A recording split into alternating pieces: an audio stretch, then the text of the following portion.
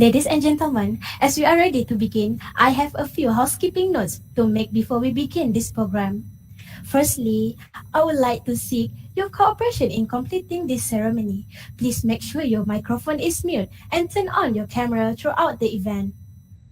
The event will start with the singing of National Anthem, Negaraku, and Wawasan Setiap Warga UiTM. To record your attendance, we will display the attendance QR code on the screen display and the Google Form link in the chat box by the end of the event. We will appreciate your cooperation. Thank you. To all participants, please ask your classmates who have not entered yet to enter our program as our program will start at 8 p.m.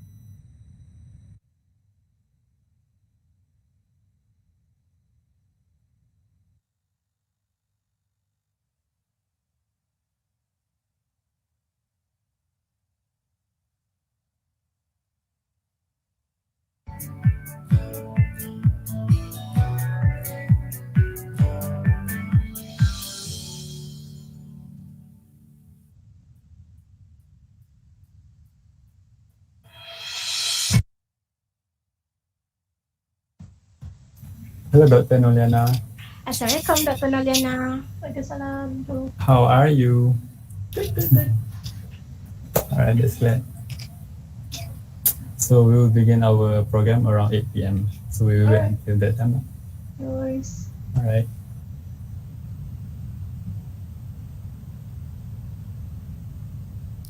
Assalamualaikum, Dr. Zokri. Hi, Waalaikumsalam warahmatullah.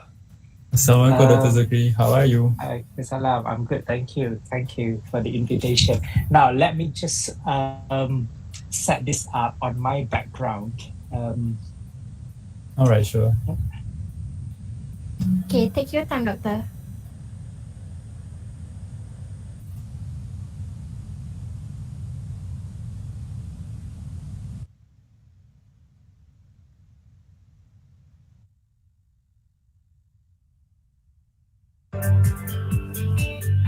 May I ask, like, where do you guys get my name for this lecture? Ada orang yang recommendkan ke atau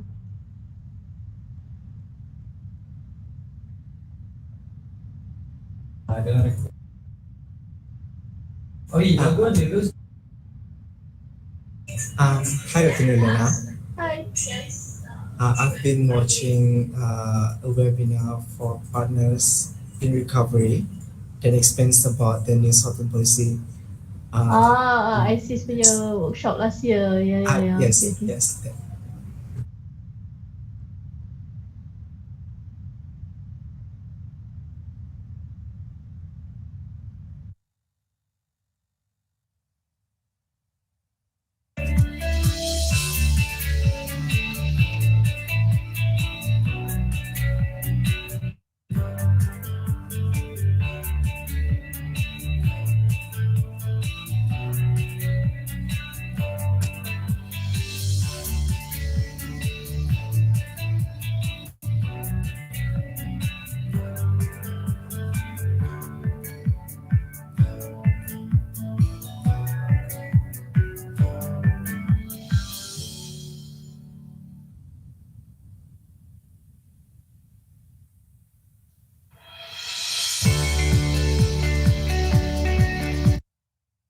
Ladies and gentlemen, as we are ready to begin, I have a few housekeeping notes to make before we begin this program. Firstly, I would like to seek your cooperation in completing this ceremony. Please mute your microphone and turn on your camera throughout the event. The event will start with the singing of National Anthem, Negaraku, and Wawasan Setiap Warga UiTM. To record your attendance, we will display the attendance QR code on the screen display and the Google Form link in the chat box by the end of the event. We will appreciate your cooperation. Thank you. To all participants, please ask your classmates who have not entered yet to enter our program as our program will start at 8 p.m.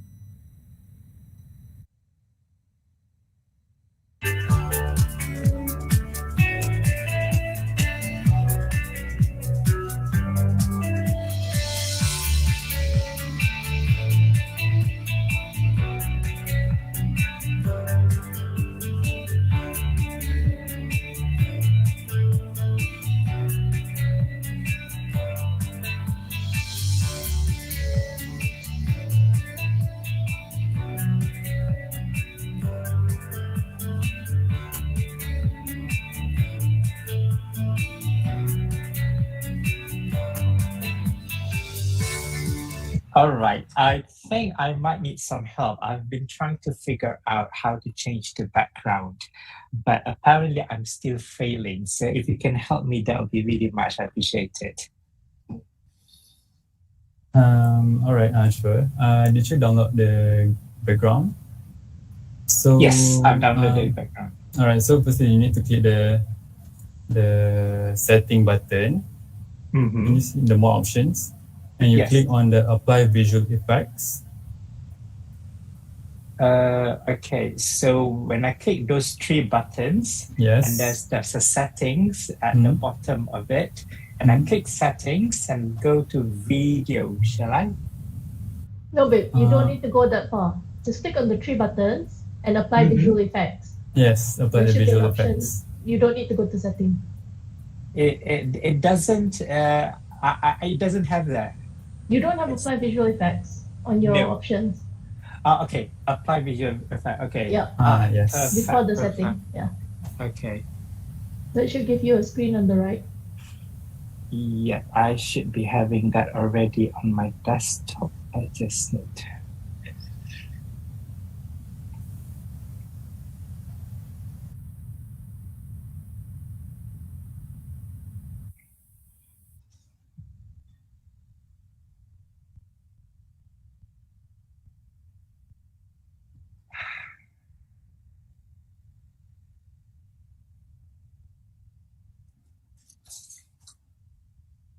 Hello, Assalamualaikum Dr. Alin.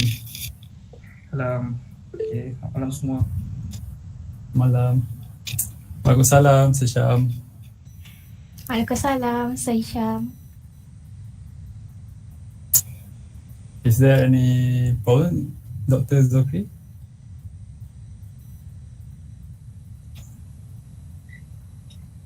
Give me a moment.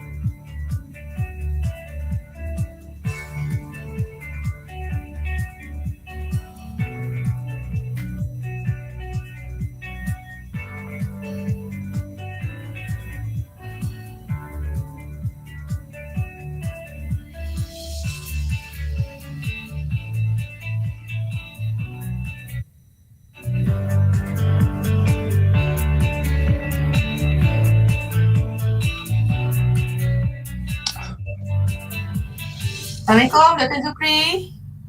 Thank you very much. Waalaikumsalam. Terima kasih banyak-banyak saya ucapkan for coming ataupun orang kata sudilah nak jadi orang kata kita punya speakers for today. We are so happy. Terima kasih banyak Dr. Zukri. I hope to hear, for the best of the best lah apa content yang nak share with the students. Terima kasih banyak ya. Thank you, Doctor. The pleasure is mine. Thank you for having me here as well.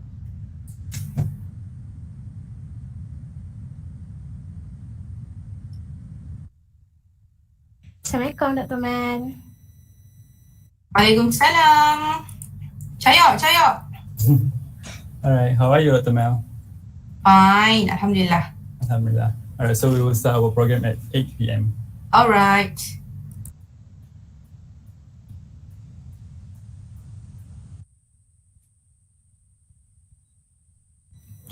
Ladies and gentlemen, as we are ready to begin, I have a few housekeeping notes to make we begin this program. Firstly, I would like to seek your cooperation in completing this ceremony. Please make sure your microphone is mute and turn on your camera throughout the event. The event will start with the singing of National Anthem, Negaraku, and Wawasan Setiwarga UiTM. To record your attendance, we will display the attendance QR code on the screen display and the Google Form link in the chat box by the end of the event. We will appreciate your cooperation. Thank you.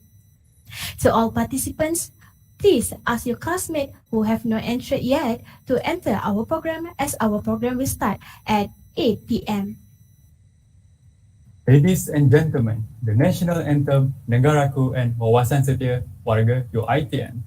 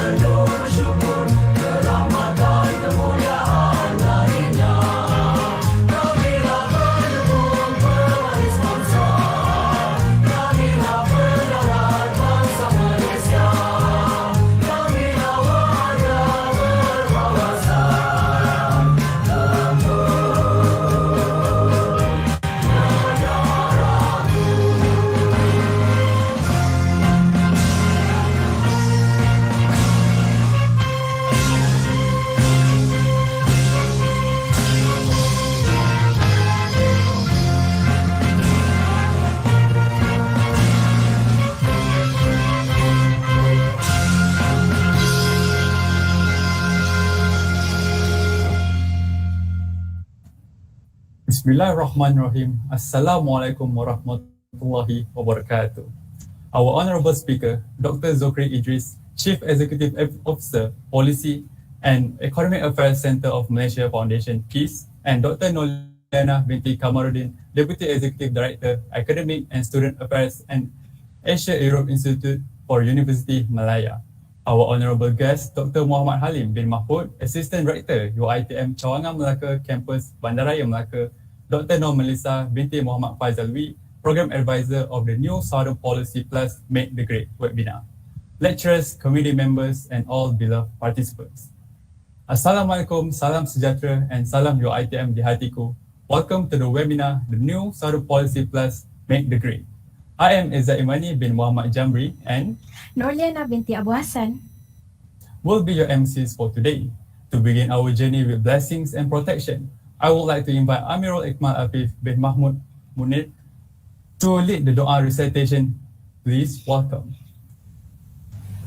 أعوذ بالله من الشيطان الرجيم بسم الله الرحمن الرحيم الفاتحة.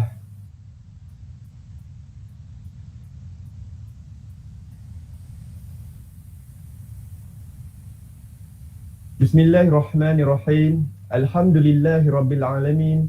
Wassalatu wassalamu ala asyrafil anbiya'i wal mursalin wa ala alihi washabihi ajma'in. Allahumma inni as'aluka 'ilman nafi'an wa rizqan tayyiban wa 'amalan mutaqabbala. Allahumma aslih ahwal al-muslimin fi Palestin wa kulli makan ya dzal jalali wal ikram. Allahumma ya Karim ya Rahim, ya Allah, we ask for your safety of our religion and the welfare of our body. Ya Allah, Lord of the implementing authority, make the day that we have gone through, starting with your mercy, continue with your blessing, and end with your forgiveness. Ya Muqallibal Qulub, Ya Allah, Ya Rahman, Ya Rahim. On this webinar of the New Southern Policy Plus, make the great, bless it from the beginning to the end. Hasbunallah wa ni'mal wakil, Ya Allah, Ya Rahman, Ya Rahim. We also seek protection from you from all the things that may tarnish the reproach of our council, and from all the things that neglect us from obeying you. To you alone, we entrust all our affairs. Ya Azizi, Ya Jabbar, bless our life in this meeting and gathering. Prevent us from harms and unfortunate events. Rabbana, la tuzigh qulubana ba'da idh hadaytana wa hab lana min ladunka rahmah, innaka antal wahhab. Rabbana 'alaika tawakkalna wa ilaika anabna wa ilaikal masir. Rabbana atina fid dunya hasanah wa fil akhirati hasanatan wa qina 'adzabannar wa qina 'adzab qubur wa qina 'adzab asyar. Wa sallallahu ala sayyidina Muhammad wa ala alihi wa sahbihi wa sallam, walhamdulillahi rabbil alamin. Amin, amin, amin, Ya Rabbal Alamin. Thank you, Amirul, for the beautiful dua recitation. Ladies and gentlemen, to begin our program, let's watch a welcome speech video that is prepared by Dr. Muhammad Halim bin Mahfuz, Assistant Rector UiTM Cawangan Melaka, Kampus Bandaraya Melaka. Assalamualaikum warahmatullahi wabarakatuh. Salam sejahtera dan salam UiTM di hatiku. Our Honorable Speaker, Dr. Zuhri Idris, Chief Executive Officer, Policy and Economic Affairs Center of Malaysian Foundation. Our next Honorable Speaker, Dr. Noliana Kamarudin, Deputy Executive Director, Academic and Student Affairs at the Asia Europe Institute of University Malaya. To our respectable Dr. Nur Melissa binti Muhammad Faisalwi, the Program Advisor of New Southern Policy Plus, Make the Great, dedicated lecturers as well as my dearest students.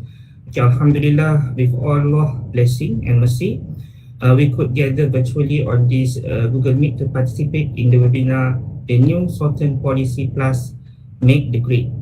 Also, I would like to express my gratitude to everyone in this program, okay, especially the hardworking organizer, okay, Class BA2465C, for inviting me as an honorable guest. I do appreciate everyone taking the time to attend this webinar and show your endless support, okay, and of course your active participation. Okay, despite the fact that this is an online program, I'm looking forward to this webinar running smoothly and being able to empower students, okay, with the current issue through the expert speakers sharing. Okay, and the New Southern Policy Plus, Make the Great, seek to address recovery needs, okay, while also identifying 7 additional key areas within the 3 pillars, okay, of people, peace, and prosperity. Okay, South Korea President Moon Jae-in implemented this policy in collaboration with ASEAN countries, okay, and India, and somehow it raised awareness of an influential power country initiative in public health, okay, education, and human capital development, cultural exchanges, trade and investment, okay, rural and urban infrastructure, future industry, and also non-traditional security issues. Hopefully, this program might provide a fruitful exposure to all who are present today and could have a positive impact on the future of Malaysia and Republic of Korea relations. Okay, before I conclude, I would like to express my heartfelt gratitude to everyone involved in this program, both directly and indirectly. Finally, I am pleased to officially launch this program, the New Southern Policy Plus, Make the Great. Please prepare yourself to gain a new insight and inputs from this program. Till then, Assalamualaikum warahmatullahi wabarakatuh. Thank you very much. Thank you, Dr. Muhammad Halim, for the wonderful speech. All participants, you are encouraged to turn on your camera. We will have a photography session with our speakers and guests. Okay, everyone ready? 1, 2, 3. Freestyle. 1, 2, 3. Thank you. Thank you, everyone.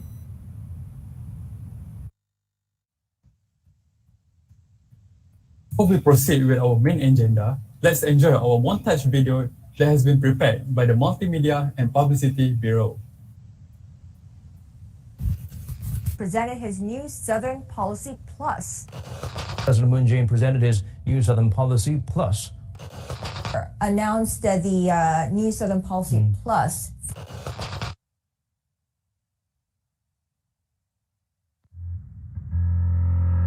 Korea has been pursuing comprehensive cooperation with the Southern Policy region based on the 3 Ps: people, prosperity, and peace. In 2020, due to the challenges posed by COVID-19, the South Korean government will collaborate with the new Southern Policy region countries by playing a role that reflects the changing strategic environment and new priorities. As for now, the new Southern strategy has been upgraded to the new Southern Policy Plus, which includes 7 new initiatives.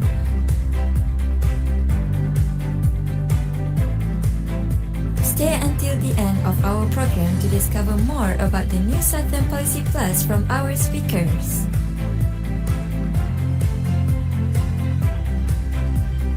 Dr. Zokri Idris,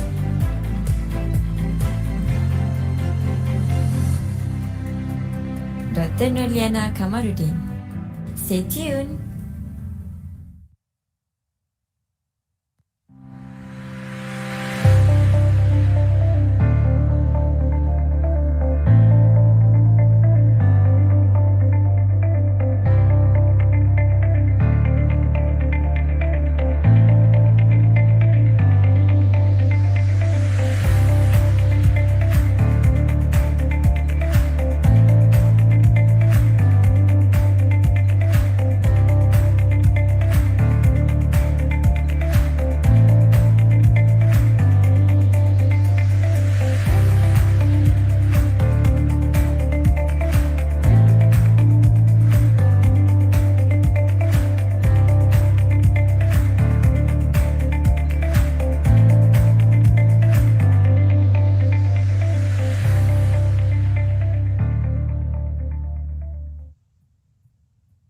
Thank you, Multimedia and Publicity Bureau, for showing us the amazing montage video. For your information, the main objective of this webinar for today is to encourage international business students to explore the current issues that are occurring in Malaysia. Besides, it helps to inform these international business students about the new Southern Policy Plus implemented by South Korea. Lastly, international business students can gain knowledge about the success of South Korea and what Malaysia can learn from this country. We are very lucky today because our honorable speaker accepted our invitation despite their busy schedule to talk about today's topic for the first session. Before we start our first session, let me give you a little introduction to our first speaker for today. Dr. Zokri Idris was recently appointed as the Chief Executive Officer, Policy and Economic Affairs Center of Malaysia Foundation, PEACE. We would like to congratulate you for your new position and we wish you the best and plenty of success. Not only that, his research interests are in the changing character of diplomacy and the sovereignty of emerging countries, particularly Malaysia. His research activities varied from a local setting to a regional setting agenda of research companies both in Putrajaya and in Seoul. He holds a doctorate degree in international relations and is actively looking into a country's foreign policy.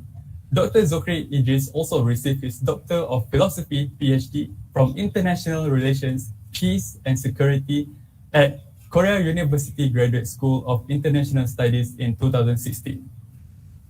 Without further ado, please welcome our honorable speaker, Dr. Zokri Idris to give his talk on the topic Impact of New Southern Policy Plus towards Malaysia Economy. With all due respect, please welcome. Thank you, Izzat Imani, for the very nice and warm introduction. Assalamualaikum warahmatullahi wabarakatuh. Salam sejahtera, selamat petang kepada semua. Ladies and gentlemen, my special thanks goes to the Deputy Director of your ITM Malacca branch for inviting and having me here. Dr. Mel, as all of the faculty members of your ITM, my esteemed colleague, Dr. Noriana of the University of Malaya, as well as all of the students who have also extended the nice invitation to me. I must say that I was caught red-handed by bit surprised of the montage video that you have shown to us. I think that was a really lot of effort that you have put in. Thank you for that. I feel very much appreciated and very much touched.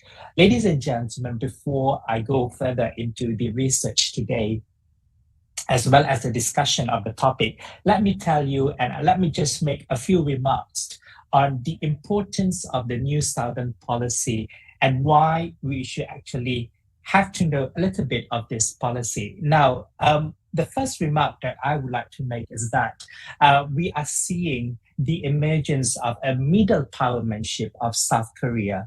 And this kind of middle powermanship is different from the connotation that we always perceive towards South Korea. To our friends out there, South Korea is a country of entertainment. It's a country full of dancers, of this K-pop music, the Hallyu dramas, beautiful actresses, good-looking, handsome actors. These are the imaginations and the perceptions that we have as normal Malaysians. But less that we know, ladies and gentlemen, South Korea is actually emerging as a middle power in Asia, and we should actually see what could actually Malaysia gain having South Korea as the middle power in Asia. Now, the second importance why I think the NSP is very timely to be discussed is that we are seeing the configurations of the NSP throughout the pandemic. As you have seen in the video that you have shown, the NSP was launched in 2017, and later it was been refurbished into the NSP Plus in 2020. Certainly, those kinds of refurbishment has not happened by accident.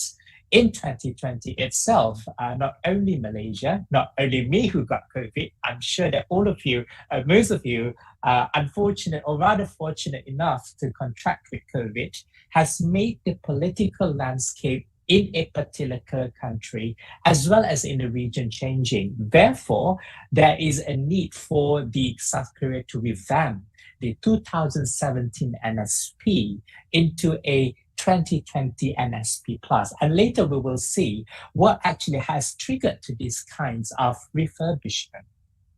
So on these two notes, ladies and gentlemen, I would like to congratulate the team for coming up with a very timely title, a timely discussion in giving us some input and insights as what we can gain from the Malaysian perspective from the NSP Plus. Now, bearing in mind, the last 2 years was a catastrophe to all of us. Our economic sectors have been really, really affected. Our socio-economic dimension in Malaysia, the political dimension, has also been affected. Therefore, in moving forward in a post-pandemic world, any kind of business organizations, MNCs, as well as country as an entity is looking forward. How do we move from the pandemic era into the post-pandemic era? And one of the things that we should look at is the NSP itself. So let's go on into the first slide, onto the introduction or the discussion outline. The next slide, please. What I will be doing in this discussion, ladies and gentlemen, is that first and foremost, I'll give you an introduction on the topic and the NSP itself, and how do we draw the linkage between the NSP and you yourself as a student, or you yourself as someone who probably owned a business or probably in the future owned one.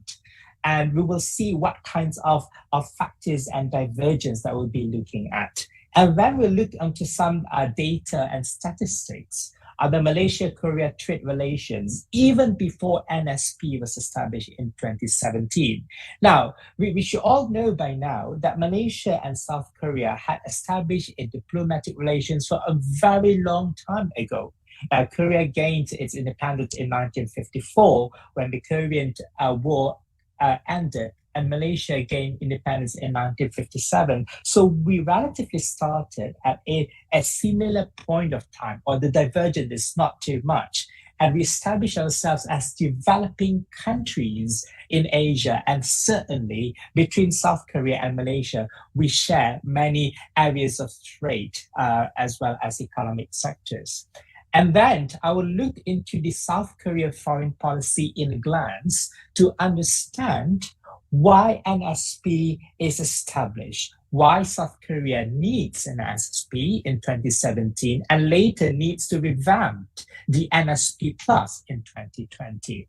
And then we'll be looking at what is it that we are going to receive at the end goal of the NSP. Would that be something beneficial for us? Would that be something detrimental for us? Something that we're going to look at the Malaysia at the receiving end. And then later on, at the last part, will be the discussion on how we could leverage on the NSP Plus. All right, so this will be the discussions outline that we'll be going through. So let's get on to the next slides, please. Right. For the introduction, let me just start with the ice-breaking assignment. I really want to have sessions to know more about you, as well as to have more interactive sessions with all of you here today. So it will not going to be just a one-way kind of interactions. So for this ice-breaking assignment, I would like to hear some thoughts from you. Like if you are aspired to establish a leading in MNCs, in the future, or even being a consultant to every MNCs in Malaysia or abroad, what consideration that you will have to bear in mind when opening a business abroad? Right? Anything that comes to your mind, please share with us. I would randomly pick 10 of you. I hope that you are lucky enough to be picked, or you'll be unlucky enough to be picked. But let's have a really short interactive sessions. Let me just start. I hope I'm not going to pick some random names, or suddenly I've just picked a wrong person like your lecturer or something. But let me just see who's actually on my slide. All right, I'll start with Shazwi. I'm sorry, Shazwi, you're just on my screen. All right, Shazwi, what would be the factors that you would consider if you're opening a business abroad?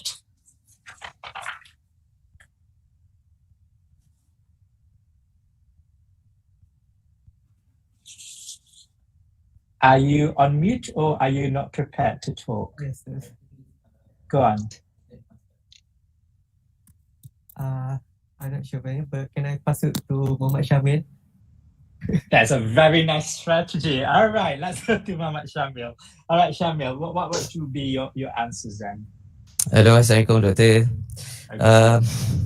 Thank you for picking me, Shazwi. I think the major point will be the people, the culture. Since MNC is about a company, so a company requires employees, which is people, and the clients, the customers are people too.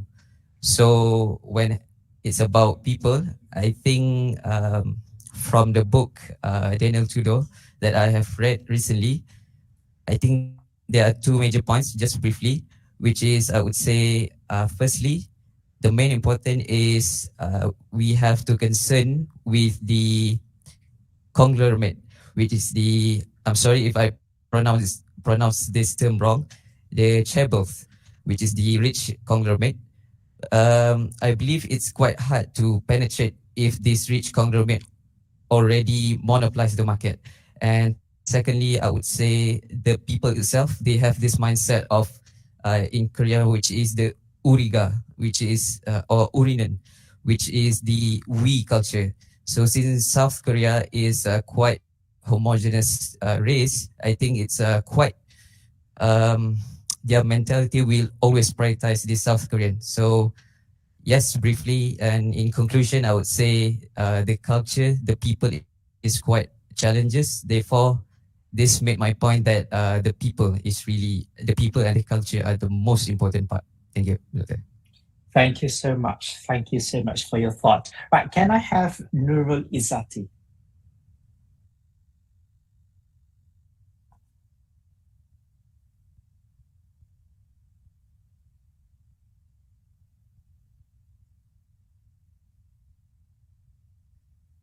Okay, let's skip. Okay. Izzati, are you ready? Okay, go on.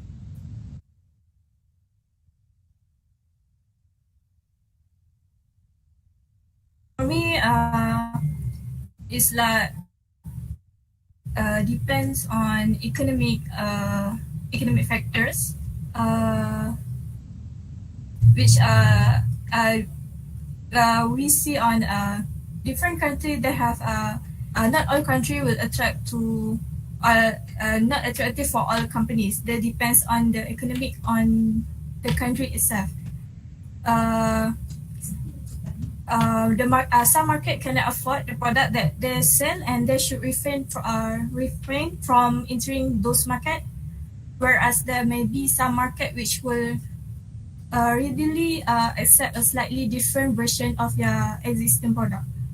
So the company should be aware that the terms like middle class have a different meaning in the developed world and also developing country. So that's. Thank you. Excellent. It's an economic factor. Right. Let me just go to Alia Farhana.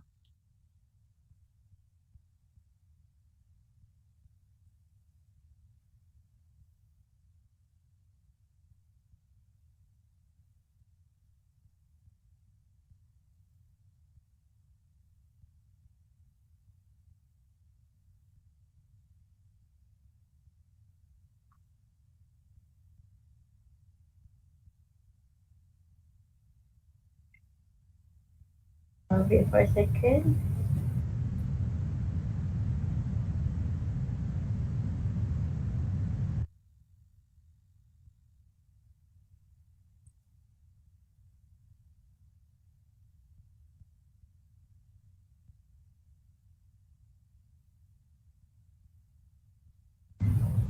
What I can think right now is political condition of the country. Okay, and why is that so?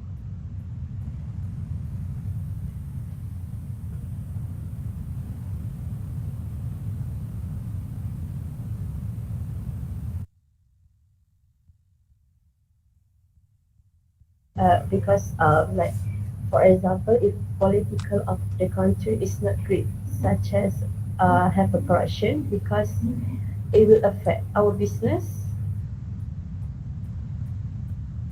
Okay. Is it okay? Okay, so it's political conditions. I'm sure that you are referring to Sri Lanka as an example as well. All right, so I've got, I'm sorry, is it Shazmil as the first one? I'm sorry if I got your name wrong. And then Nurul Izzati and Alia Farhana. Now, all of these answers are correct. And I'm sure that the rest of you who would have your own personal answers would also be correct, because you've learned throughout all of your years in IB what is the important factor to open a business in a other country, because that's what you do. You are international business. So all of these factors are correct, but then what we are seeing in the geopolitical point of view is that the situations of a business and organizations is also dependent on the geopolitics of a nation and a region, right? Because when you say that it's about the people, culture, is economic factor, and it's political condition, that's given. If you want to open something in Zimbabwe or in Bosnia-Herzegovina, definitely you look first into its culture. How do they actually do trade and businesses. You look into the economic situations of the country. You look into the political situations of the country. So that's given in any bilateral kinds of settings. But as we are entering into a very complex and unprecedented world, having US-China rivalry and the Ukraine-Russia war and all sorts of dynamics in the country, in my point of view, the main overarching factors that we all have to consider is the geopolitics. Now, what is a geopolitics? Now, a geopolitics is where is defined as the relations of a country to another country that is depending on geography. Yeah. So the nearer that you are into a country is perhaps the more important and the more critical you are to that country. I'll give you an example. Now, Singapore, because of its geography that is situated just next to us, is definitely more important from Italy, for instance. Right? So because of the geographical situation and explanation. So similarly as well, if Malaysia is having more importance to countries like South Korea or even China, as a matter of fact, or even Japan, because that we are in the same region compared to what the European country is having. Therefore, you'll also be seeing the effect of the Ukraine-Russia war is definitely totally felt by the European countries or even United States because of the geography and the proximity between these two countries compared to us, Malaysia, as well as ASEAN. We do feel the impact. However, it is a fourth tier impact because of the geography. So this is where the NSP is coming into the picture. It is actually to transcend all of the normal business as usual of people, culture, economic, and political, to look more into the geopolitical aspect on how South Korea can able to leverage its position in Southeast Asia. Yeah. So I am trying to invite all of you to look the NSP from the geopolitical point of view, because the emergence and the existence of the NSP and the NSP Plus itself is because of the geopolitics, having the US-China rivalry relations that is unsettled to South Korea. So at the end of this lecture, it is also a question that we should ask ourselves: how could we, Malaysia or Malaysians, leverage from the NSP Plus? Perhaps as a student, perhaps as an SME owner, or perhaps as a future businessman. What can you leverage having NSP in Malaysia as well as NSP Plus in Korea? Okay, so this is where I think the discussion and the introduction that I'm trying to invite all of you in together. Yeah, so let's look forward from the geopolitics point of view. Next slide, please. Now, let's look into the history of the Malaysia-Korea trade relations. As I said, these two countries share trade relations for a very long time ago. And as early as 2019, ASEAN and South Korea FTA was completed. Now, I'm sure that you all know that Malaysia could not be separated from ASEAN. The discussion of ASEAN definitely will impact Malaysia and vice versa, because we are very much embedded and integrated into ASEAN as a region. So whatever that is happening in ASEAN, whatever the ASEAN is achieving or ASEAN is losing, certainly will also give a fair share and price to Malaysia. Right? So in 2019, ASEAN ranked South Korea as the second largest trade partner because it has a two-way trade volume reached 153.7 billion USD. Although I must say that this is ASEAN that comes as a whole of 10 countries, but certainly 153.7 is a big portion, even though Malaysia is 1/10 of ASEAN. Now let's go into the details of Malaysia-South Korea trade relation. If we go to the next slide, So these are the bilateral shipping connectivity in East Asian countries, the data that we've got as latest as 2021 August last year. Now, you will see on the left-hand side a list of countries in Asian countries, as well as the East Asian countries, a number of the volume of trade, and in particular, the liner shipping connectivity. The graph is actually talking to us the connectivity of shipping activities between country A and country B. So if you look at Malaysia, right, third from the top, you will see that those numbers that Malaysia is having is the bilateral linear shipping connectivity. For Cambodia, we are only having 0.18. Compared to Singapore, 0.82. Raise your hand if you're not following me, okay? I can even repeat that. But if you look at Malaysia, you will see a line of Malaysia's connectivity with ASEAN countries as well as the East Asian countries. So look at the significant number, right? With Korea, we are having 0.58.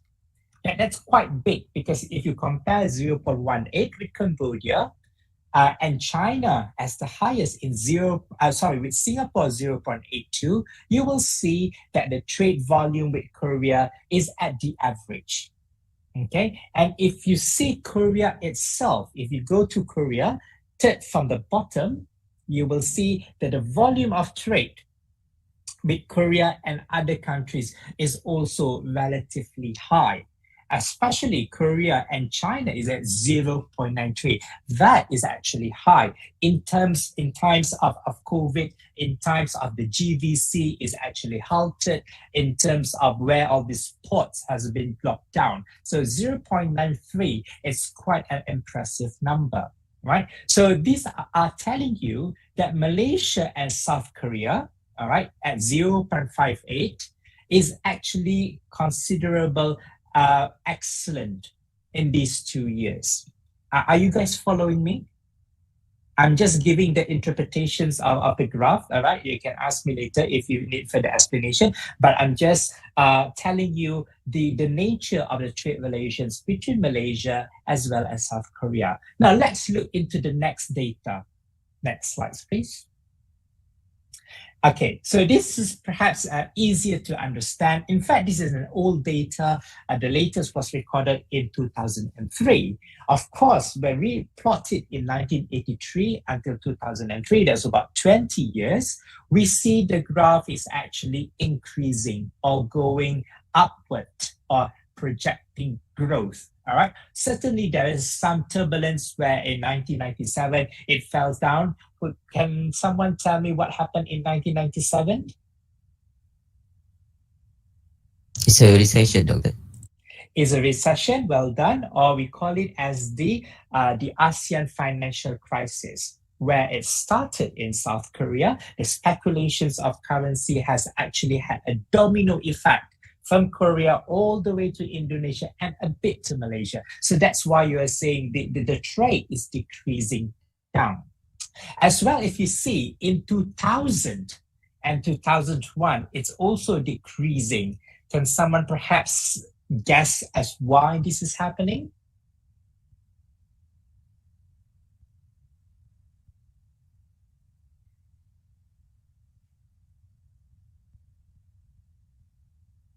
(9/11), does that ring a bell? Yes, sir. Al-Qaeda, okay. So those are one of the explanations that we can see on this graph. But certainly you will see that there is a consistent growth from 1983 all the way to 2003, right? Now let's go to the next data, please. So this is quite recent. All right, this is quite recent. As 2020, you will see that the amount of export between Malaysia to South Korea is 8.63 billion. That is in the USD, as well as from South Korea to Malaysia is 11.6 billion. Now, as a student, you would see, wow, these are really big numbers. It's certainly good, and it's certainly good for economy and for business. But if you carefully look, our export is much lower to South Korea export to Malaysia. Are we gaining or are we losing? I leave it to you, all right? I repeat, all right? I want you to think. Malaysia's export to South Korea is 8.63 billion. South Korea's export to Malaysia is 11.6 billion. Now, who gained and who probably less in gaining? All right. We can have the discussions later, but that is quite, to me, the data is quite striking in the sense that, well, we are not really winning the trade if looking by these numbers. And I think I'll share with you later why. But again, the numbers speak for itself. The Malaysia and South Korea are sharing a considerable amount of trade between two countries. And we hope that this can be projected further by the NSP+. Right, thank you. Let's go to the next slide, please. Okay, so these are the specific products or the specific goods that we are importing and exporting to South Korea. From Malaysia, we produce integrated circuits. We also have the natural resources of petrol as well as refined petroleums. So these are the things that we are selling off or exporting to South Korea. The numbers is there. Now, from South Korea, what they are giving to us is actually the special purpose ships. Korea is a manufacturer of ships, right? Hyundai is a really good manufacturer of ships, and they are actually providing all these kinds of ships to us, as well as integrated circuits as well. So you will have some sort of idea, what is it exactly that Malaysia and South Korea is exporting and importing from one and another. All right, next slide, please. Okay, so before we go on to the South Korea foreign policy, I open the floor for a quick discussion and any questions regarding the trade volume between these two countries. Any feedback, any opinions, please do. I do not call names this time, yeah? I know that you've been traumatized with the first round. I'll leave it later, okay? I will not call names this time, but if you have any opinions or any feedback, please do so for a few minutes. Anyone?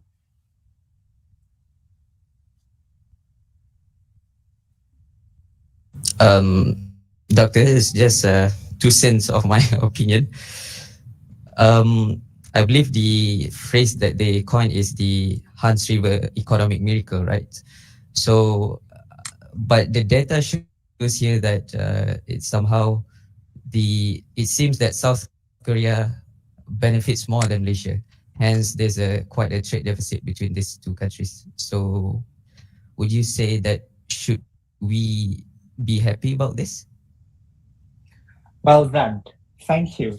Well done. Now, this is exactly why I pointed out the numbers. And luckily that you got this, you understand the significance of these numbers. Congratulations. Certainly, right? Because we are exporting less than importing from South Korea. And I think in a very logical sense, when you sell less and you buy more, you can even measure, everyone can even measure, even like school children can even measure how much money that you have if you keep on buying without actually selling. So I do agree that we are actually not really at a losing end because we also have other countries that we do export with. But in terms of Korea, this is something that we really have to focus on if Malaysia wants to gain in the NSP+. Now, why we are having like this is because of the competitiveness. Yeah, South Korea is known as a competitive nation where every single resources is used competitively and able to produce more than what they are actually having as resources. Whereas in Malaysia, we are not a competitive nation compared to South Korea, or the competitiveness index with Malaysia and South Korea is definitely, we are much lower. Hence why we are losing out in terms of trade. Not even that we are losing to Singapore, we are also losing to South Korea when it comes to the competitiveness index. So yes, to the answer that we are actually not on a good side of the book. And the reason why is because that we are not competitive. Yeah? And I leave it to all of you to think how we can be a competitive nation. Right? Good. Well done. Any other thoughts before I go on?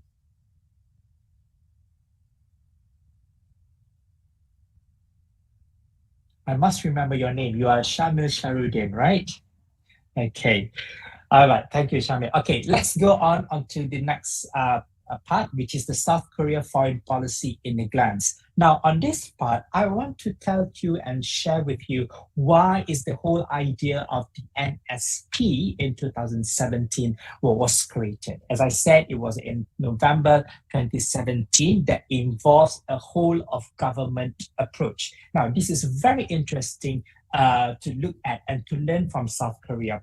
When South Korea does something, it involves a whole of government approach, meaning to say there is a synergy of all ministries and all of the government agencies in South Korea to make sure that NSP and NSP Plus is success. All right. For instance, to compare that with Malaysia, and this is also comes to the discussion of competitiveness, certain things in Malaysia are very much territorialized. For instance, all right, when Malaysia has ratified RCEP, the Regional and Comprehensive Economic Partnership, in March this year. Now, the agency that is propelling RCEP, I can only see is from MITI, the Ministry of International Trade and Industry. It's not so much of under other agencies or other ministries. So when you individualize a policy according to the ministries or according to certain sectors, you will not get a complete success of the policy. So my argument is, if Malaysia wants to be a developed nation, in every policies that we do, we must have a whole of government approach. Even without policies, let's take a very clear example on a crisis management. You must remember what happened in December last year, especially those in Selangor area, right? That suddenly there was a flood, everyone was just trapped. And we see everyone just not know what to do and how to cope with it. Some ministers are not even in the country, the ministries are not operating, the agencies are not running, so it does not involve a whole of government approach, and that's why it's quite late in response. So learn this from the very hard way.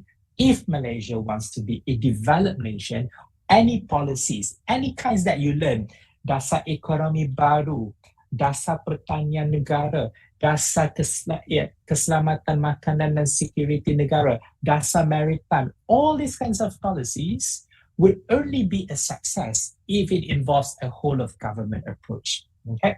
Now, on to the second point.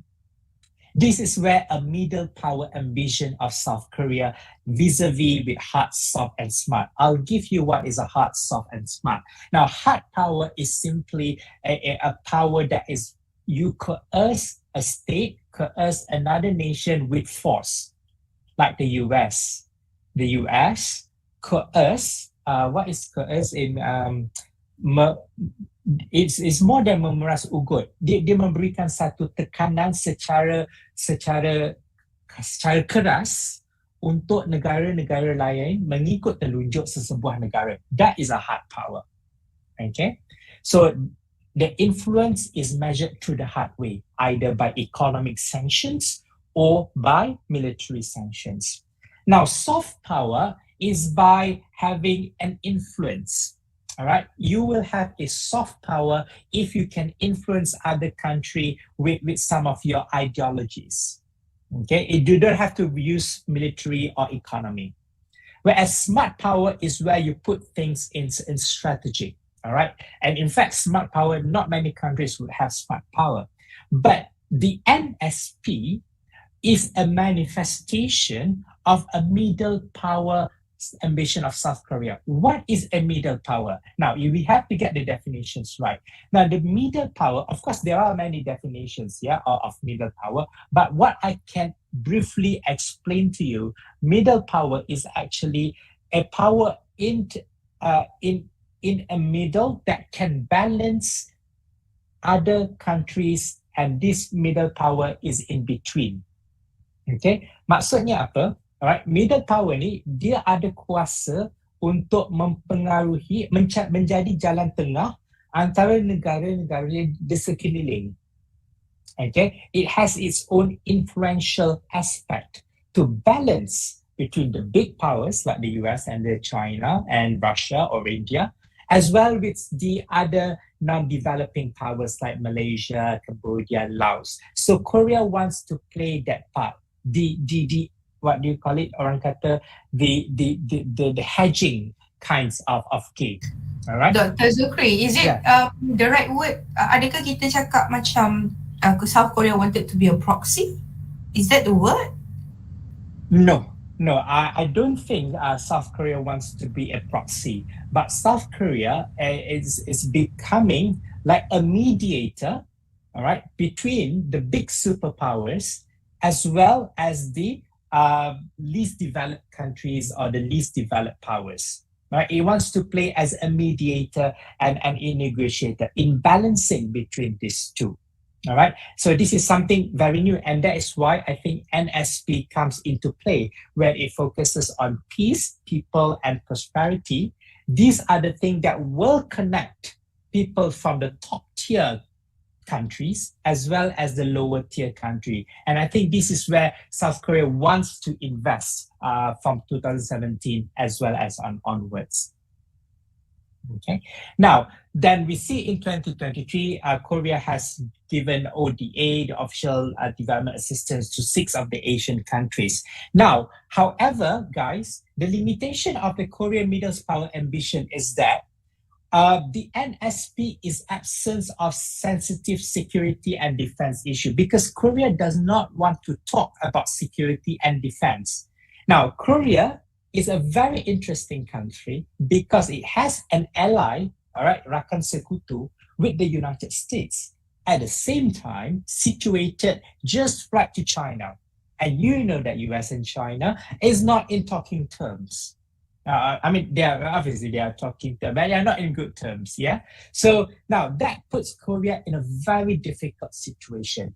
Its economy, as I shared with you in the data on the bilateral linear shipping, Korea and China just share 0.9 trade. It's quite huge.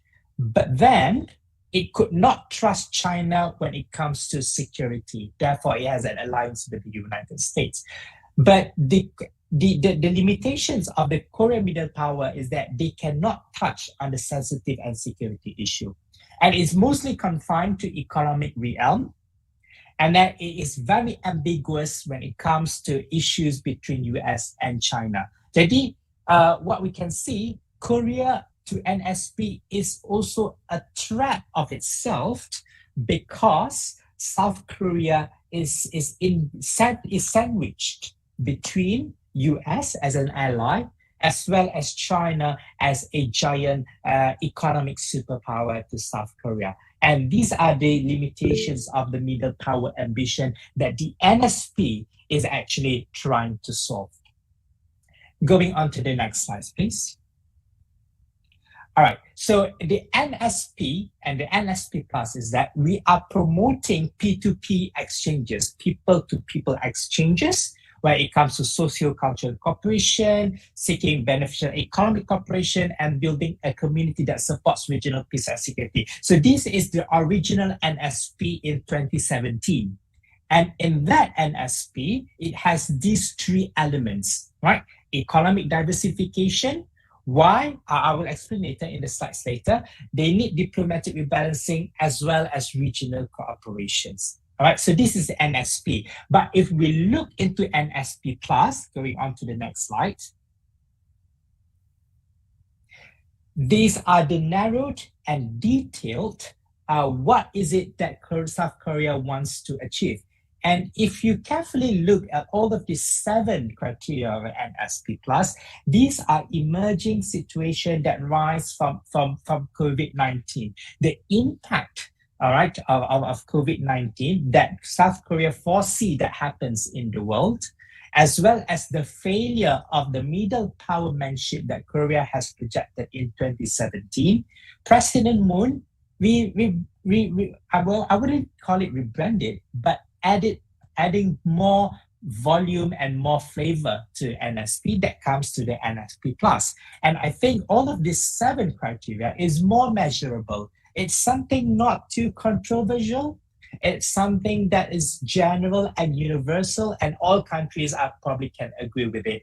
Healthcare cooperation, sharing Korea's education model for human resource development, mutual cultural exchanges, exchange students Korea to Malaysia, Malaysia to Korea, formation of mutually beneficial and sustainable trade and investment, support rural villages and urban infrastructure. I believe my colleague Dr. Leona will talk about this in a while. Cooperation in future industries. So these are the things, all of these 7 things are a developmental assistance that Korea is very good at it, and Korea is doing and giving this as its power to the ASEAN countries. All right. Luckily, that these are the comparative advantage of South Korea, and I think they are very good in doing that. All right. Now, going on to the next slide. Why do the NSP is needed for economic diversification? All right. As I think Korea in 2017 and before, there is a domestic as well as the external factors that lead to the NSP. There is a domestic problem in South Korea that has a lack in dynamism, right? The Korean economy has been stagnant. There are a lot of systems that contributes to it. The chaebol system is one of it. The geography and the size of the nations is one of it. The density is also one of it. So there's a lot of factors that they are looking at. They are having problems. Growth potential, aging populations, and also unemployment of the youth in South Korea. So therefore, they want to find a problem on how that we address this domestic problem. It's not from South Korea itself, but we also looked at the other countries that includes ASEAN countries. Yeah, so that is why they are diversifying to ASEAN when it comes to the NSP. Now, reducing economic reliance on China. Now, Korea has always these problems of security with China. And I think in 2010, when South Korea is having lots of issue with DPRK, that is where the bombing of the Yeonpyeong Island, as well as the Cheonan ship sinking. I remember I was there and we were actually at the brink of war. My parents called me to come home, but I said it was okay. But I still remember that those 2 countries were very hostile at those time. So as a result of South Korea conflict with the DPRK, the US is coming to give a military assistance. And of course, when US is coming to the region, you will expect China is not happy.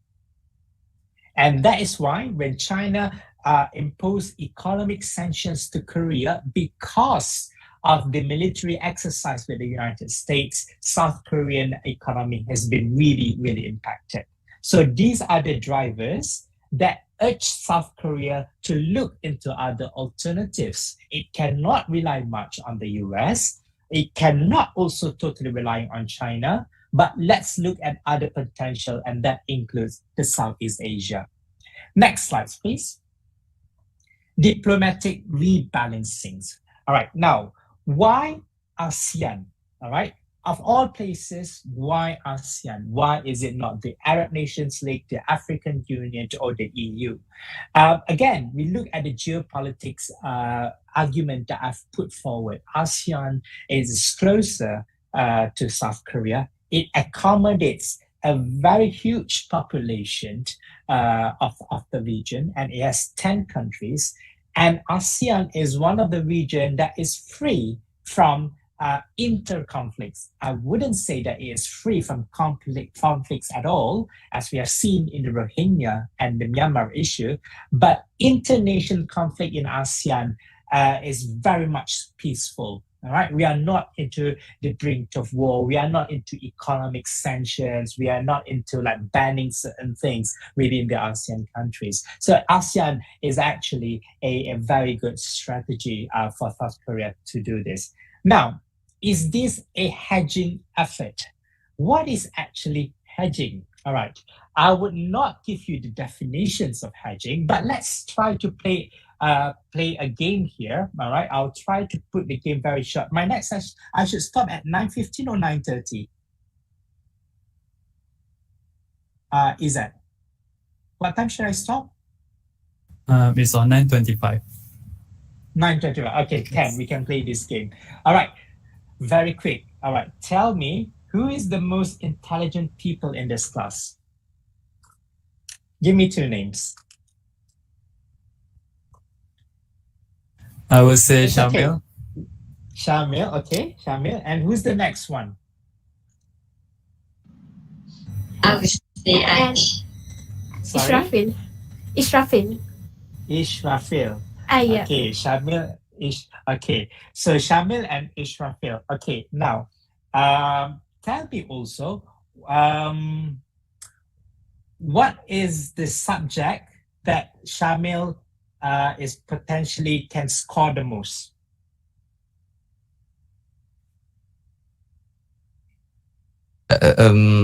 Well, Doctor, I think from my side, I think I cannot score all the subjects. Okay, I'll give you. Okay, you are taking research methodology this semester, right? Is it a difficult subject? I would say it's challenging, but not to a point it's impossible. Okay, just be nice. honest. Just be honest. It's difficult. Because I have some spies. All right. So the other subjects that you are also taking would be, let's say, strategic management. I assume that is difficult. Okay. Now, guys. Besides Shamil and Israfil, imagine. Okay, Shamil is your resources for research methodology. He is an expert with it. All right. Israfil is an expert in strategic management. Okay, now imagine tomorrow is your final exams. All right, both of these subjects will be asked in the final exams, right? Research method as well as strategic management. Now, because these two are superheroes, all right, these two make a condition. If you are coming to see me for research method, I will not allow you to go to Israfil for strategic management. Similarly, Israfil will say, if you go to Shamil to learn on research method, I will not teach you strategic management. Okay, the rest ni yang tak pandai ni, bukan tak pandai, dia just blur kan, tak tahu nak jawab macam mana. You need these two people to save you in the final examination because it's tomorrow, right? It's tomorrow. I don't know, lastminute.com ke, tak study ke, mental block ke, depression ke, apa ke. But you have these two people to save you for tomorrow. But these two people are rivalries and they put the conditions. If you go to that person, I will not teach you. Now, what would you do? Anyone? Logic je. What would you do if you are in this situation? All right, Doctor. For me personally, I would say that I will study both the subject by myself without the help of both of them. Okay.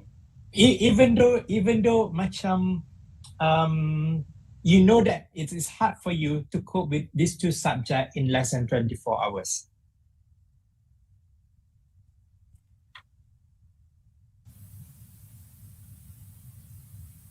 Okay, Izzat will study by yourself. Okay, any other, what are your other reactions, guys? Just tell me. I will find any other friends that could help me in this subject, even though they are the most top student in the subjects, but I'll try to find other friends. Okay, find other friends, good, all right. Any other responses?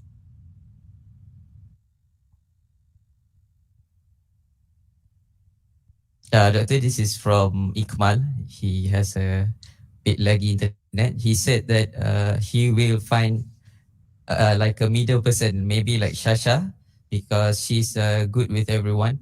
She's quite friendly. So Shasha will, try to talk with both of them, and then Shasha will teach Ikmal. Okay, good. So we have Izzat Imani will study by himself. He will just lock himself in a room. Do not make any contact. Depress seorang-seorang, studylah seorang-seorang sampai besok. There's another one who say that you will find other friends who probably not as intelligent as Shamil and Israfil, and seek help from them. And then the other one will find someone else who also can teach you, and this person is not perhaps the best person to teach. Exactly, that is hedging. Itulah hedging sebenarnya, in which you are reducing the interdependency to a country or to few countries, and you absorb that interdependency to other countries. Okay, like in the South Korea example, all right, there are two superpowers, US and China. Too much on the US would also hurt Korea and China. Too much on China will also hurt Korea and the US. So what is the decisions? All right, what they do is that, right, let's look for other non-contentious economic area, which includes ASEAN. So that is hedging, actually. Okay, so there are different connotations, tapi I think with the example of Shamil and Israfil, I hope you understand the concept of hedging, and that's what South Korea is doing. So what are the limitations? Sometimes hedging is also has a limitations. You cannot be safe when you are neutral all the time. You know, when you are neutral all the time, okay, contohnya, siapa yang nak study dengan Shasha ni, okay, now, Shamil will also see, okay, you don't come to me, that means that you are not recognizing me, okay, I will block you from my group. Israfil will also, okay, you are going to Shasha, okay, that means that you are not seeing me as an intelligent person, I will not help you with the any notes as well. Padahal, orang ni is a neutral person. Right? Dia nak menyelamatkan daripada Shamil dan Israfil with going to Shasha, but that itself is also a loss to this person. All right. So that is also one of the limitations of having a hedging effort or this NSP, because it's been put as a neutral, one of the aspects of it, right? And the other thing is the deteriorating relations with Tokyo. South Korea has always ups and downs with Tokyo in terms of history baggages, in terms of some sentiments that is not been well perceived by these two countries. Next slide, please. And last but not least is the regional cooperation. All right, South Korea sees that ASEAN is central, and South Korea thinks that ASEAN should have the ASEAN-led mechanism in every economic problems and issues that they have. Now, ASEAN is very blessed because we some sort have this non-interference policy. It could be a blessing. It also could be something that is unfortunate to us, but we are a region that is very much stabilized, even though that we are a bit behind, but we are stabilized and we are a peaceful region. And this is also, South Korea is looking at the ASEAN outlook of the Indo-Pacific, because ASEAN has its neutrality as well as its non-interference policy in all of the world issues. And the Mekong ROK Summit, or the Mekong South Korea Summit, is an evidence South Korea is investing to all of these Mekong countries, Mekong Rivers countries, because they see that along this river will have an economic output and benefit if the river is well developed and well maintained. So Korea is looking into that, right? So next slide. Now, what are we receiving at the end of it? Okay, now as a general theory, it is well received by Southeast Asia. The NSP and the NSP Plus is very much received in Southeast Asia. However, the middle power ambition is still constrained.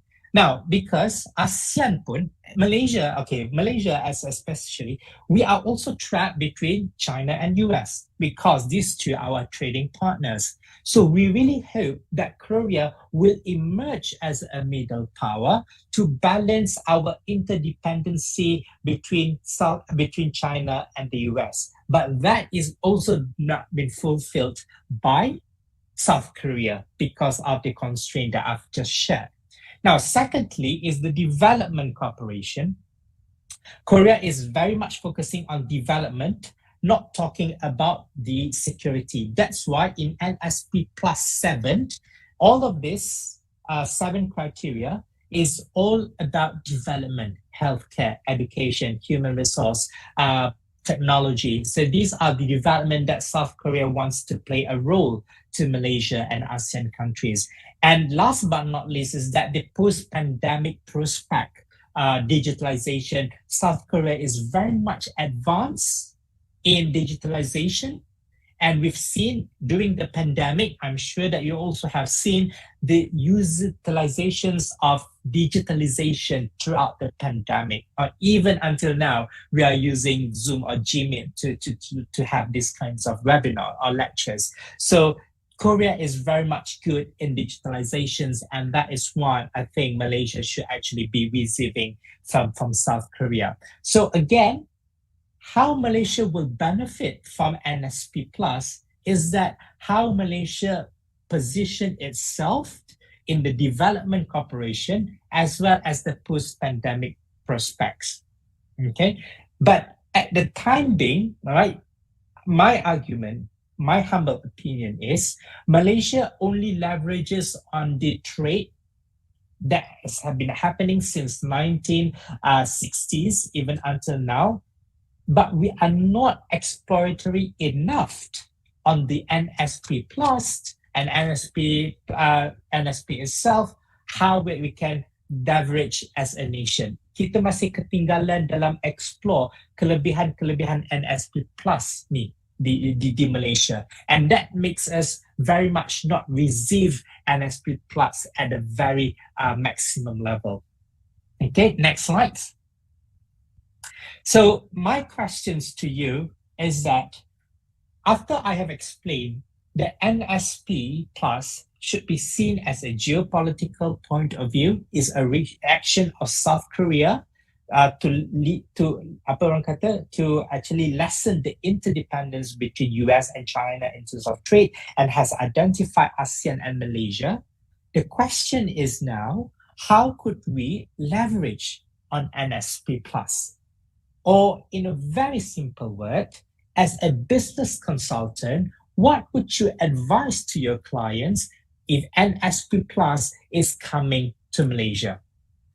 Or even as a future entrepreneur, as a business owner, what would be your strategy in order for your firm to maximize and utilize South Korea NSP Plus? So if you're able to answer these two questions yourselves, then I think my humble sharing and opinion tonight has become a small success, because you understand the situation, you understand NSP Plus and the complexity and the dynamics of the NSP Plus, but you know how to leverage on this NSP Plus. So I think in the remaining of time, I have until 9:25, as Izzat Imani says.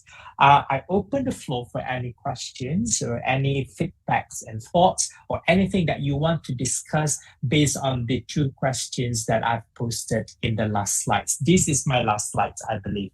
So yes, I welcome for any feedbacks from the floor. Alright, Bismillahirrahmanirrahim. So I'm gonna interfere lah. Saya nak tanya soalan sebenarnya Dr. Zukri.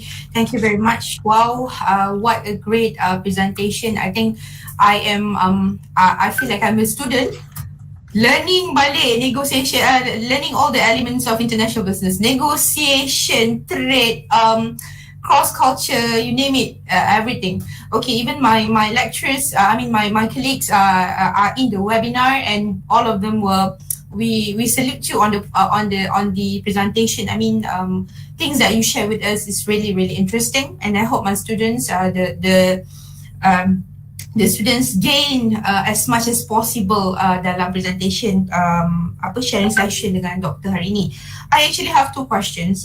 One question is rather because I understand at the end of the day what you're trying to say. It's the essence is really about regional economy integration. You know, working together because the fact that we are looking into the similarity and the closeness of location. The thing is, from what I understand, I think satu benda yang tak menasabah lah jika most countries atau any countries within Asians are to refuse NSP plus. But if, let's say if it is to happen, say Malaysia kata we refuse to accept and we do not want to be part of this, is there a detrimental implication? What would be one obvious detrimental implication? Because I believe trade will still, trade will still be there. You still export, they still import, whatnot. Okay, that's number one. Number two, I understand that you've been in Korea for a long time and you are well versed. You are dah kata boleh separuh Korea lah, Dr. Zukri. Your skin, I bet skincare you pun dah Korea punya produk lah. Very bersinar gitu. Okay, gini doktor, when we talk about North Korea, this other part of Korea, dah terpecah dua tu, we understand this country is a country with oppression and communism punya fahaman. Just to ask your personal opinion, do you see North Korea as a threat? Because I remember those time pada saya pergi tu hanya untuk academic visit dengan pelajar saya with my students. There were few times orang kata propaganda, few times propaganda made by the North Koreans, you see. Nak halakan dia punya peluru ke sana kemari ke South Korea and so on. Masa tu it caused us a lot of worries jugalah. Macam mana ni nak pergi ke sana? Is North Korea a real threat to South Korea, or it's something yang South Korea they couldn't care much about the country? That's just a personal opinion, Dr. Zukri. Your personal opinion. Thank you very much. That's two questions. Thank you, Dr. Nur Melissa, for those two questions. Generally, the ASEAN has wholeheartedly accept NSP+, and even for Malaysia, I could not see any future circumstance that the government will reject or refuse or bail out for NSP+. I think this has to do with long of the historical relations that we had between these two, as well as the sentiments on the ground where people could not detach ourselves much from all these Korea industries, the Hallyu and so on. But if we are about to say on the detrimental implications, if we are to choose to bail out from the NSP+, is that we are losing the opportunity of a well-balanced and neutral economic setup by a country. Because as I said, in pro-China bilateral relation, it has its own conditions, as well as with the US. But then Korea as a country who probably does not want to take sides, and really focusing on developmental assistance, where we really need this developmental assistance for the time being, I think we are at a very losing end if we are to ditch ourselves from the NSP+. And I don't think the government is ready and prepared to do that. And the behavior and the attitude of MITI, the Ministry of International Trade and Industry, we welcome all sorts of engagement. I'll give you an example. In March, we have ratified RCEP, the Regional and Comprehensive Economic Partnership. The ministry is currently doing a cost-benefit analysis to ratify CPTPP, the Comprehensive and Progressive Trans-Pacific Partnership. We can call it as a TPP 2.0, but this time is without the United States. Because just very last 3 weeks, the US has just launched its FOIP, the Free and Open Inclusive Partnership with Japan and South Korea. Malaysia is also looking into that, although that we did not see any official statement. So the attitude of Malaysia or Ministry of International Trade and Industry, we opened to all kinds of trade as well as economic opportunities. So I don't see that will be coming in the next few years or in the future. Now, going on to DPRK, I am very confident right now that DPRK remained and stays as the most dangerous threat to South Korea, right? Although we can say that DPRK sometimes acts rationally to South Korea, but most of the time it acts irrationally to South Korea. And that certain times of irrationality is the one that poses South Korea in big danger. In 2010, we had the Cheonan ship sinking. You know, it was alleged by the torpedo of DPRK, and there was a bombing in the Yeonpyeong Island. So South Korea was very scared and panicked. That is why it invites the US to come over and to expand the military base in Seoul at that time. I still remember that I was still there because I remember that the embassy of Malaysia is saying to the students, okay, just be prepared for anything worse. Just make sure that you know where your passport is. You know, if anything that we call you, just bring the passport. I still remember this time very vividly. So yes, DPRK remains as a number one threat to South Korea, although that threat is also balanced with the existence of China. China is very clear when it comes to the DPRK and SK relations. China does not want to have any instability in the Korean Peninsula, because that instability will invite China's enemy, which is the United States, into the region more actively, and China does not want US to be in that region. So the peaceful between South Korea and DPRK is also China's concern and China's interest, and that is why China is in talking terms with DPRK. And I also want to highlight and to remind that Malaysia also had its problem with DPRK, with the KLIA2 murder. Before this, we were fine, but suddenly we had this hostile situation with DPRK because of the murder in KLIA2, and there was our ambassadors that was also being put hostile in DPRK, and now we had no any relations with DPRK, which is very sad. So yes, to answer the question, DPRK remains as number one threat to South Korea. Thank you very much, Dr. Zukri. Thank you. All right, last feedback or opinions from the students. I really want to hear how much do you understand from the discussions tonight. If it's not that much, dapat sikit pun, I'm very happy. Your feedbacks, please. Okay, sorry for interrupt you, Dr. Zukri. All participants, if you have any question, you may ask them directly to our speaker or post them in the chat box. I thought that you want to ask question, Liana. Assalamualaikum, Dr. Zukri Idris. I'm Muhammad Shrafil. So I just want to share my feedback regarding your presentations towards the impact of NSP Plus towards Malaysian economy. So what I learned about this NSP Plus, I think the greater participation and support by South Korea in ASEAN-based multilateralism would serve to strengthen ASEAN centrality, especially that increasing the regional body leverage in dealing with other powers and also players in the market. So the enhanced partnerships, especially in a multinational company, I think will allow individual, especially in Southeast Asian, Southeast Asian countries, in order to benefit from greater ROK and ASEAN connectivity, and also having a collaborations along with the three pillars, which are prosperity, peace, and people domains. So that is my feedback. So for my question is, okay.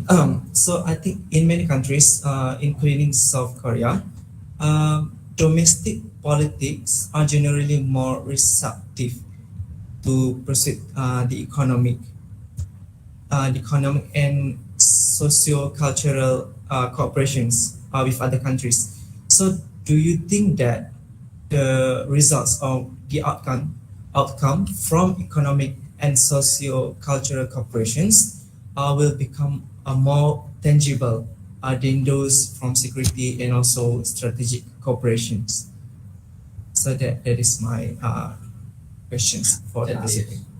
I'm sorry, I'm not really following the question. So is the economic and the social outcome is more predominant than the politics? Is that what you're trying to say?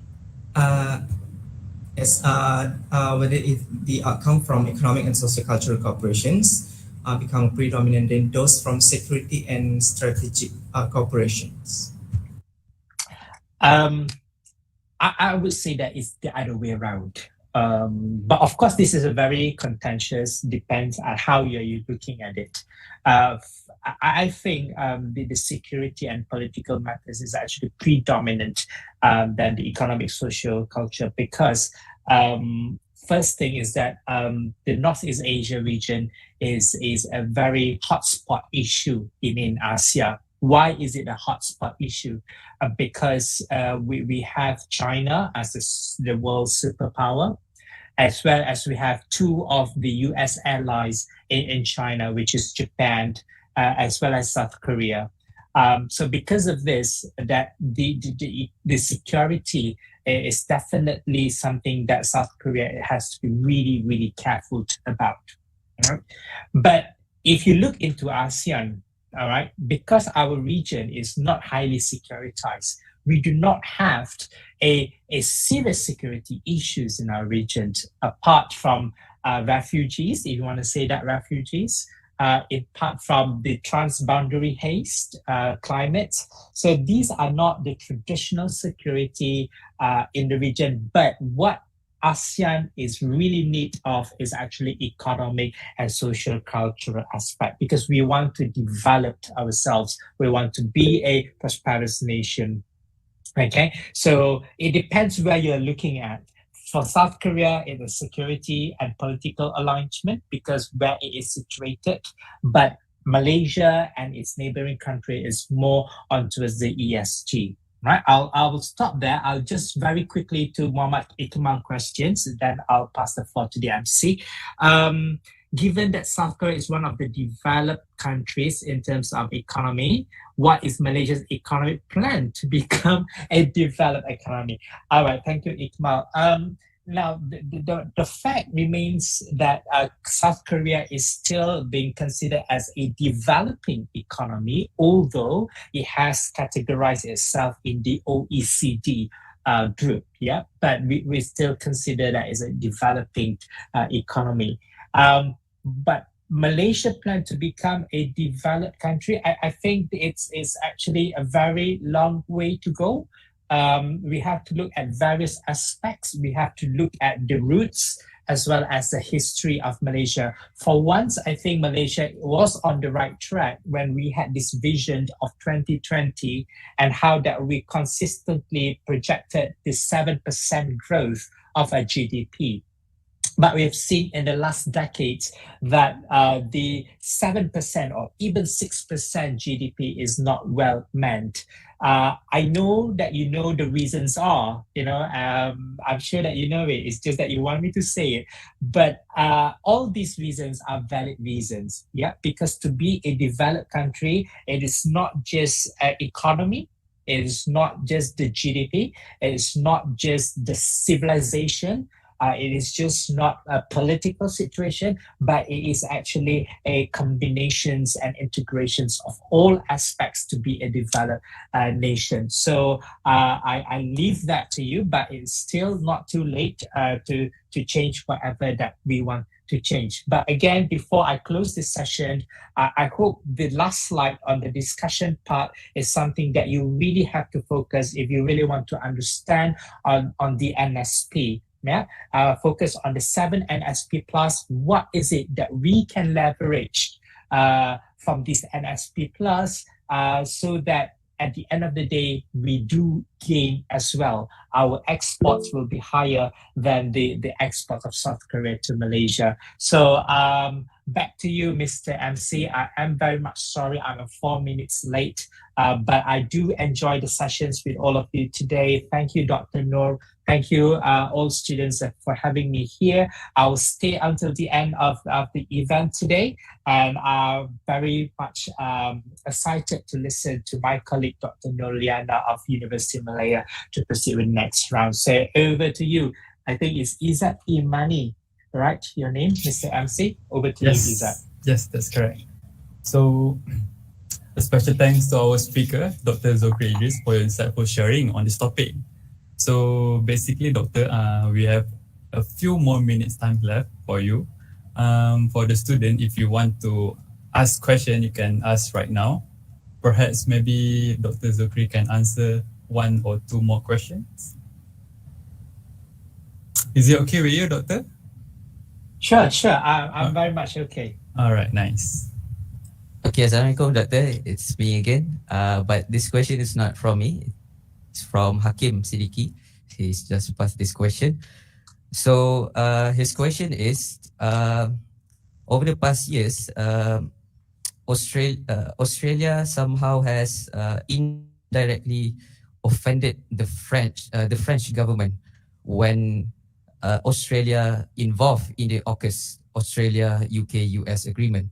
So in your opinion, what do you think about this policy? Does Malaysia involvement in this policy will offend any other country that seems have no interest or maybe have other ideology with South Korea? And the second question is, it's just a quick question. Oh, okay. All right.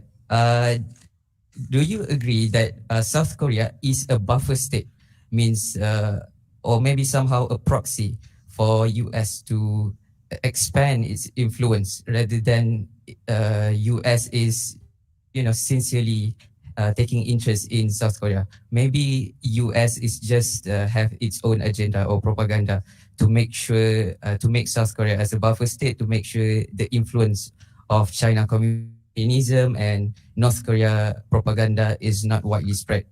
Thank you. Thank you for the questions.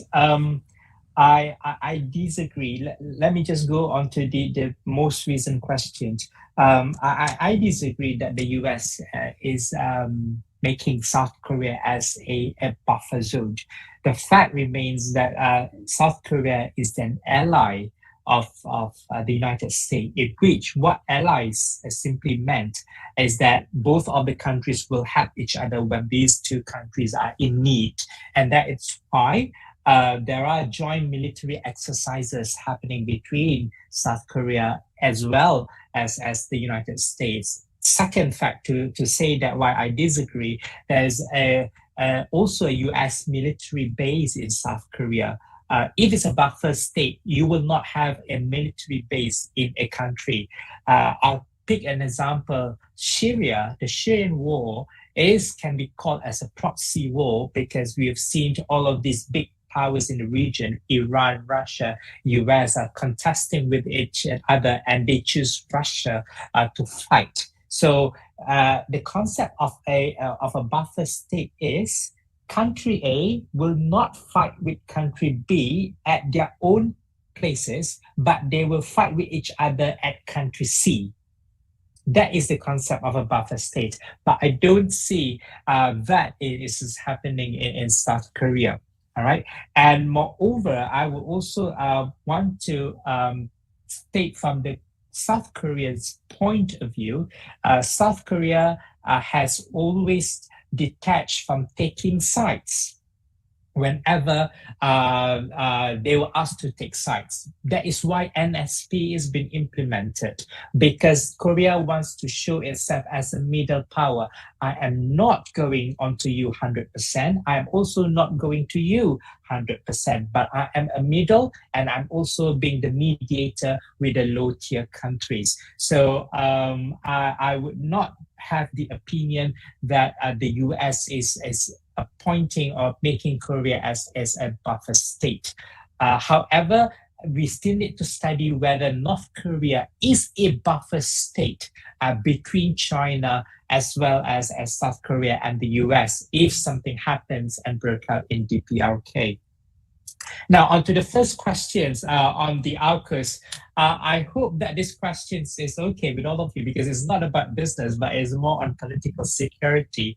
Now, first things first, the AUKUS is politically influenced because to contain and undermine China's interest in the Asia Pacific or in the Asian region. So that is why you have these three countries, which I find it really funny that they come up with this short term AUKUS. Macam it doesn't sound right lah, AUKUS kan. Macam KUKUS pun ada juga. So it's actually a political containment towards China. So if you are having something to contain something from the very beginning, you know that it has a propaganda. And what is something wrong with this propaganda is that these three non-Asian countries are actually coming to Asia because of this setup. So that is why we reject AUKUS. In fact, Indonesia has been very stern in rejecting AUKUS. Malaysia also has communicating that we do not want any foreign and power into the Asian region because it will create instability. Yes, China is something that we are worrying about because of the South China Sea and all that. But having other superpowers in the region will create instability in the region. You cannot have two elephants in the same room. Apa pepatah Melayu mengatakan?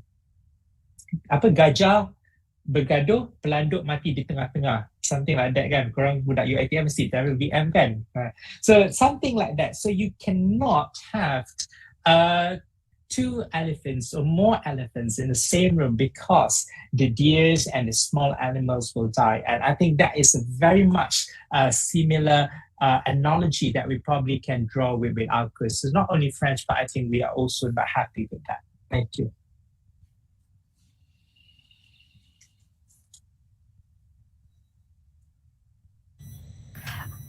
Thank you very much, Dr. Zokri, for answering all the questions. Before we wrap up our first session, we'll have a photo session with our speaker. All participants, you are encouraged to turn on your cameras.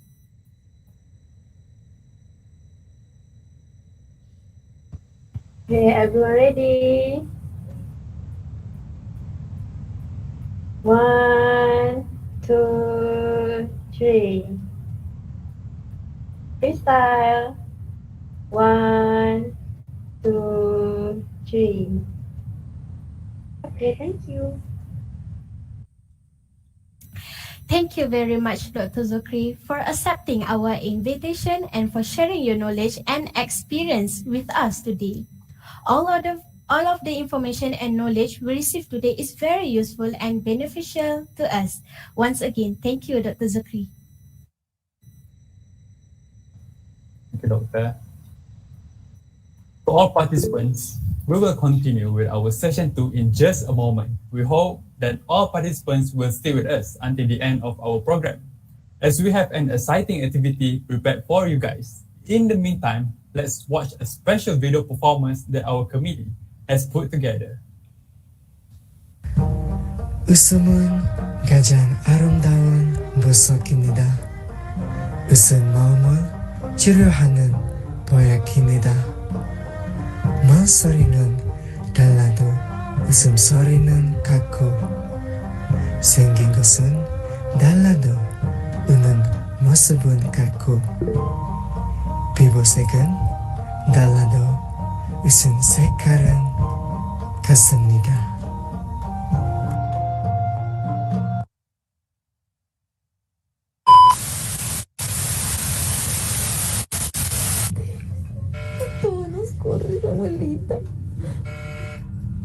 Aquí estoy, Miranda. Aquí estoy. Orando, Ay, Señor.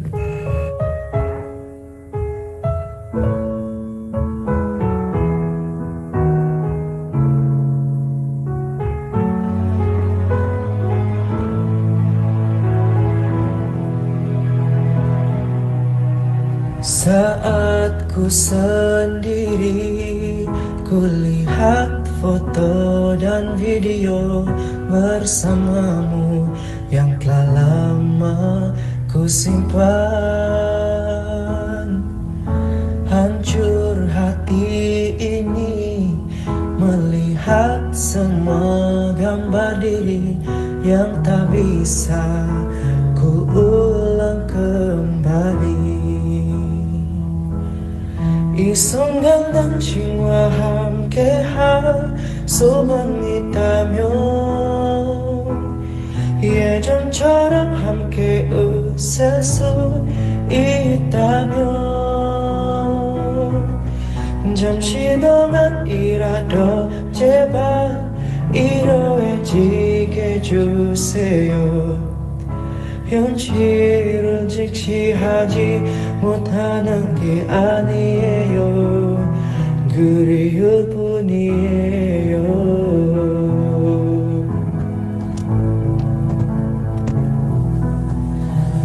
Segala cara telah ku coba agar aku bisa tanpa dirimu.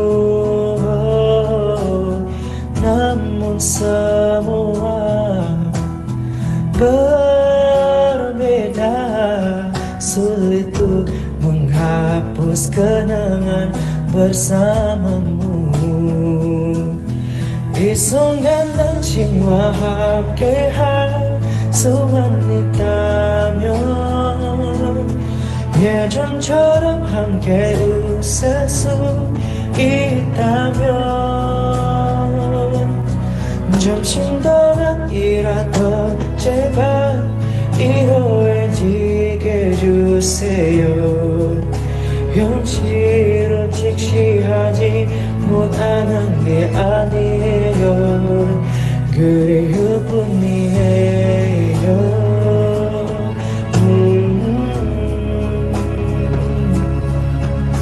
hanya rindu.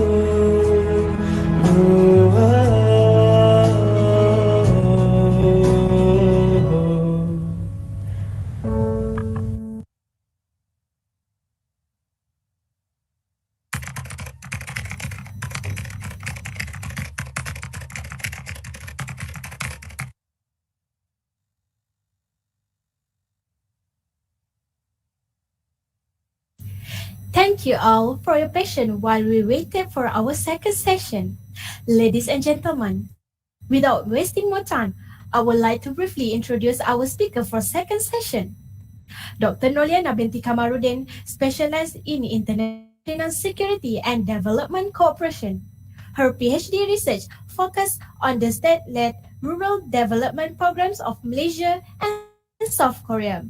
Dr. Noliana was a recipient of the Korea Foundation Asian Fellowship, the POSCO TJ Park Foundation Asia Fellowship, and the EUHA Global Partnership Program. Prior to her appointment as senior lecturer at the Asia Europe Institute, and before that, she was a lecturer at the English Language Center, Stanford College, Selangor. For academic qualification, Dr. Noliana received her PhD in International Studies, Development Cooperation, Graduate School of International Studies, EUHA Women's University, South Korea. Besides, for her master's, she received it in International Studies, International Cooperation, Graduate School of International Studies, Yonsei University, South Korea. And lastly, Bachelor of Arts, International Studies, EUHA Women's University, South Korea. Without further ado, please welcome Dr. Noliana binti Kamarudin to share her speech on the opportunities of rural villages and urban infrastructure development from South Korea experience. With all due respect, please welcome.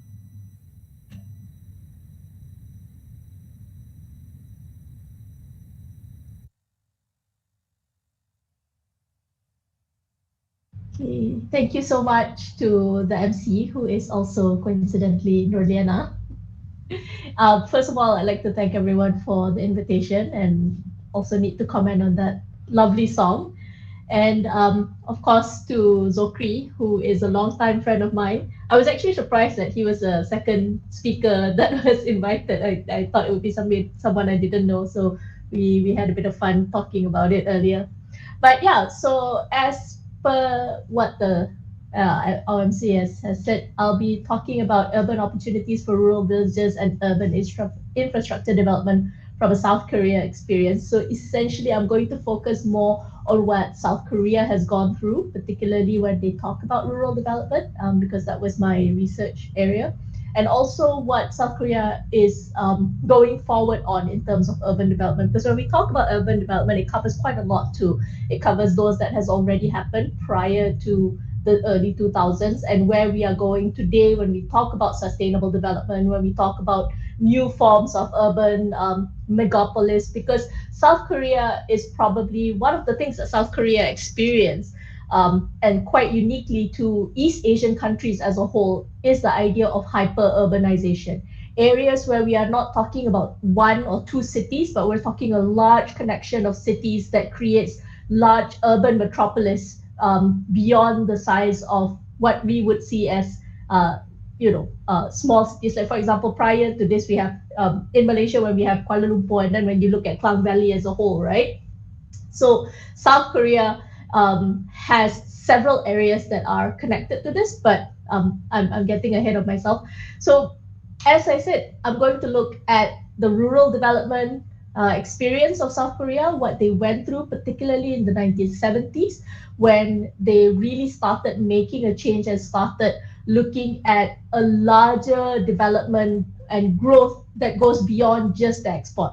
So if we are to look back at one of the things at what Zokri has mentioned earlier, the fast development or the rapid development that South Korea went through, and some of the things that you guys have mentioned too, which is the South Korean economic miracle on the Han, right? So this happened in the late 1960s when Park Chung-hee took over the country.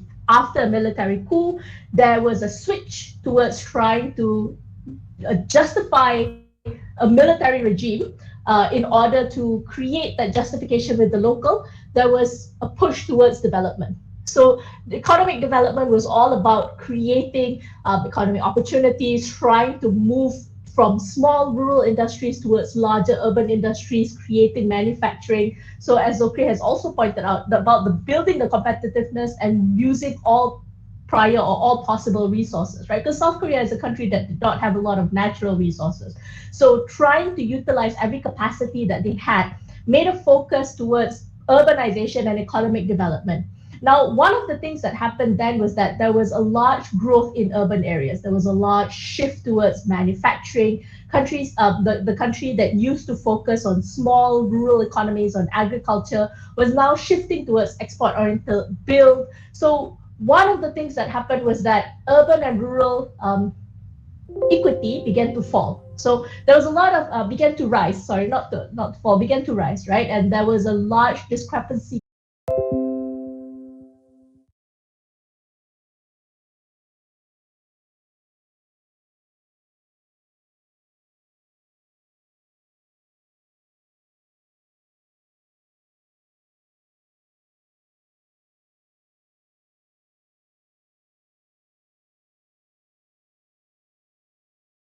percentage if we're looking in numbers. So that became one of the stepping stones or the moving grounds for President Park Chung-hee to really look into rural development. Now, I think that one of the things we also have to consider is that most of the time when people talk about national planning or national development planning, there is a disconnect between what would create large growth in GDP versus what would actually create equitable growth among the people. Because large growth in GDP is domestic products, right? It's about production, it's about usage and income generation. So even if you have a small group who has extraordinarily large economic powers, the GDP of a country can grow, and it can grow very fast. And that's exactly what South Korea was experiencing at that time, because growth was concentrated in large production-based manufacturing, and these were powered by the conglomerates. And this is also again something that Zokri has covered earlier, right? The chaebols, essentially, large family-owned businesses that had capital and capacity to be able to build industries. Now, the rural areas did not have that kind of capacity. So in order to start looking at how you want to create growth and development on a more equal level, and particularly to bring in that growth, or to push out, sorry, not to bring in, but to push out the growth towards rural areas, the Park government launched a very specific program, which was known as the Semaul Undong, which is a new village movement. And this was one of the things that was meant to help utilize the productivity and the benefits that urban growth has gotten, the resources that they have gotten from that, and to start bringing it out to the people. Right? So if you are going to look at this, Korea and the rural areas in the 1960s really was very, very underdeveloped. Today we talk about Korea as you know, it's the 11th largest economy in the world. It's one of the largest it's one of the fastest growing high tech. When you think about Korea, immediately you think about like a city of the future. But not too long ago, South Korea was, the World Bank's term for it was an economic basket case. So in the 1950s in particular, South Korea had the GDP lower than Uganda. And throughout the 1960s, when South Korea actually began its development process, the rural areas were still very much seen as traditional countrysides. There was hardly any running water or electricity. People were still very much living almost in pre-World War II conditions. So in the 1960s, that disconnect between those who lived in urban areas starting to see modern growth and those living in the rural areas was very, very large. And you can look at the pictures. These pictures actually show you areas in the 1960s that kind of looked like something from the Joseon dynasty, right? These were households. People were still using grass for household, for their rooftop. So essentially you can tell that the rural areas were very much stuck without development for quite a long time. Now, the Semaul Undong was introduced in 1969-1970, which is the New Village movement, right? So it was a movement that was specifically targeted to help the rural community enter a development phase, right? Because South Korea is what we call a developmental state, meaning the government plays a very strong role in creating and deciding what is the future or what is the direction that the development should happen in a country.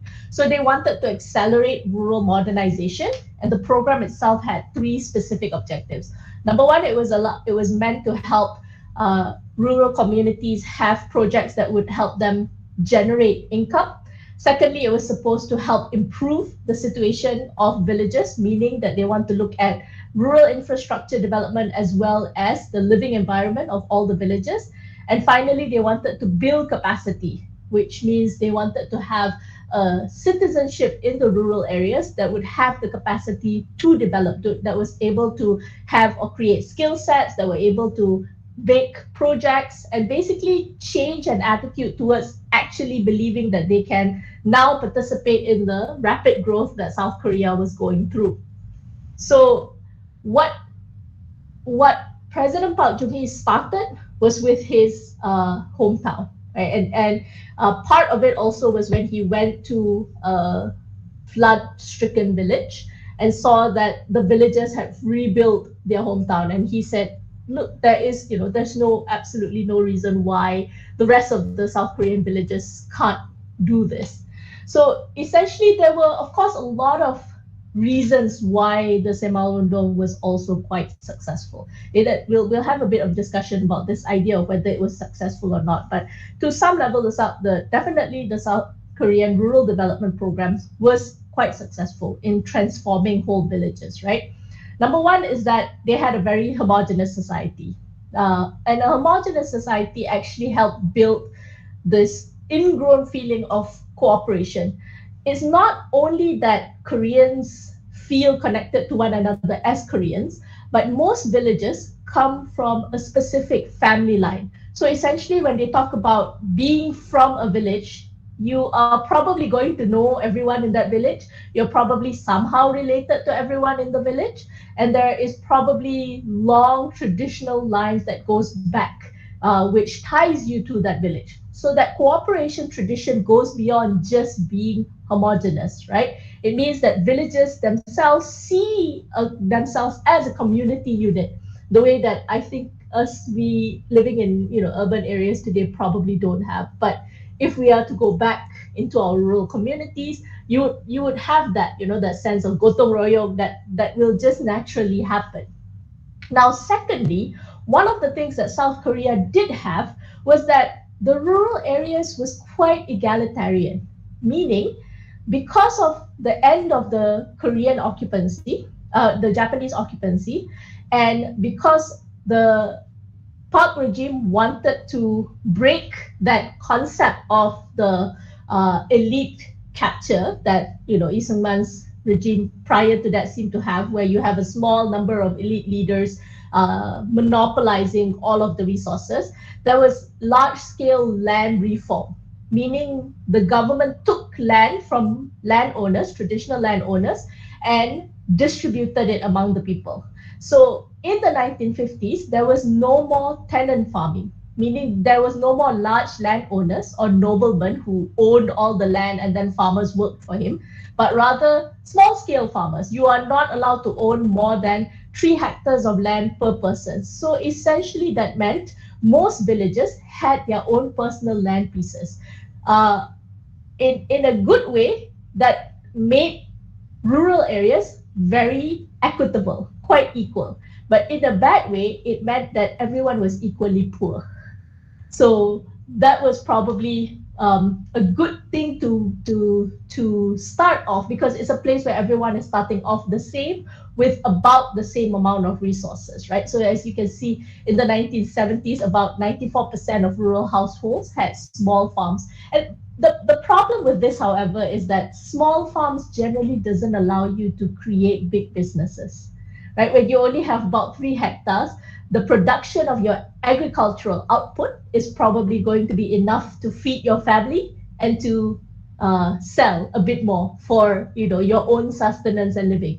You're not going to be able to create a business, an agricultural business to export things when you only have 3 hectares of land, right?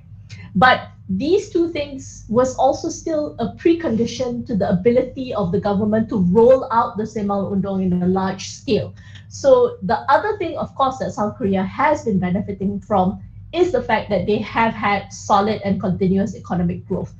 Meaning, again, that small number of elites, conglomerates that had the capacity to monopolize much of the urban production still had to pay taxes to the government, still had to share resources to the government, and had to work in the government's directed development, right? Because this is state-led development. South Korea's 5-year economic development plan meant that companies had to adhere to the things that the governments wanted them to do. Because the South Korean government was both using punishment through like tax cuts and through government policies and pressure, but they also had rewards, meaning that they would give benefits and tax incentives to companies that were willing to follow their plans, right? So that had led to solid and continuous growth, which also allowed for resources for the government to then redistribute to the Semang Undang program. So the government really had a very strong strategy in how it wanted to build on its rural areas. Okay, so there were a very holistic approach. There was a 4-part approach that they followed. They started first with capacity building, meaning that there were government-led training for rural areas, for villages and farmers. So they actually had centers where they would invite the villagers, well, not so much as invite, but actually, bring the villagers over and train them, teach them new farming skills and agricultural skills. They had village leader programs where they would invite villagers that are doing well, give them training, and then send those villagers to other villages around in order to train them. So they even had like a mentor-mentee program, like a train-the-trainer kind of thing. So even though, of course, they don't use that actual term, it was a very nationwide holistic building when it comes to capacity building.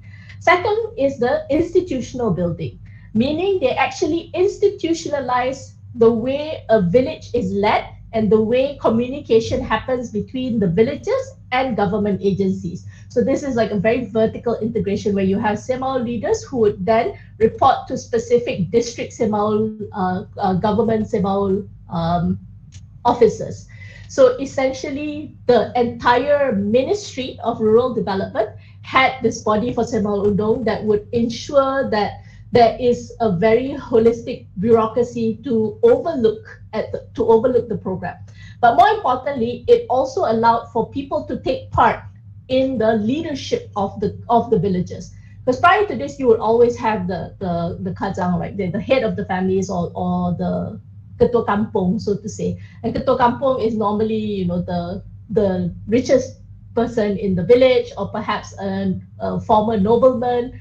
So these were something that it bypassed, because now they have institutionalized and formalized the selection of village leaders. In fact, effectively introducing democracy at the local level within the village, because they required that there is one male and one female leader for the Semaul, and they had to be voted in by the villagers, right? And then, of course, there's physical development. The physical development meant that there were projects specifically. I'm not talking about. I think the picture might be a bit confusing, but the physical development in terms of project towards infrastructure, physical infrastructure of the villages themselves, building and changing the buildings, creating halls, making roads, paving roads. So essentially ensuring that villages are then connected to the larger grid, having electricity and plumbing put in. All of these things were part of the main thrust of the rural development. And then finally, best practice sharing. So it wasn't enough just to tell the villagers what to do or to give them projects. It was also about learning from one another. And they did this through the training centers, but they also did this through large national programs where villages that had success stories would be brought to meet the president, and then they would share their success story at the presidential committee. Village leaders who had very successful projects would be invited to talk to other villages. So basically they ensured that success stories are not just something that is enjoyed by that particular village. So they wanted to ensure that there was cross-learning from each other, and that nationwide people will know what success stories are there in order to create or to learn from these best practices, but also to create motivation for the lesser developed villages too. So one more thing that was definitely the biggest success factor was the fact that there was community participation. So first part of it was the cooperative idea. South Korean villages were very close units. When they wanted to do something for their village, it was easy for them to cooperate with one another. But secondly, within villages and against other villages, that competitive spirit is definitely there. And it's interesting because this was actually already brought up by Zokri earlier, that there is a lot of competition from South Koreans within South Korea to succeed. Right, so individually there's sense of competition, but in the villages, between villages too, there was a very strong sense of participation. So communities participate because they want to ensure that they do better than the other villages. And the government did not only take notice of this, they actually institutionalized this in order to ensure that villages compete with one another by creating a program where the village that did the best for that year's rating will receive more help from the government. So if a government gives a certain project, they give a certain amount of, for example, cement bags and steel rods and things like that. And then they look at the end of the year, what did the village achieve from the resources that was given to them? Villages that they deemed to have done very well would receive double that amount. or they will receive more monetary aid, they will receive much more government support for next project. So what happened is that assistance to the more successful village created more competitive spirit.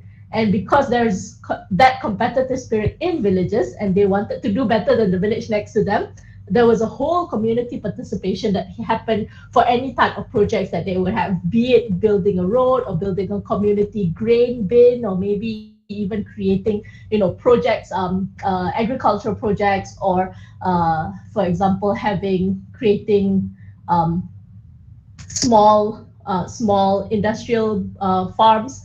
So these were things that was naturally occurring within Korean villages, but also institutionalized and taken advantage of by the government in order to encourage everyone to participate, right? And then, of course, another thing is the large important role that was played by leaders.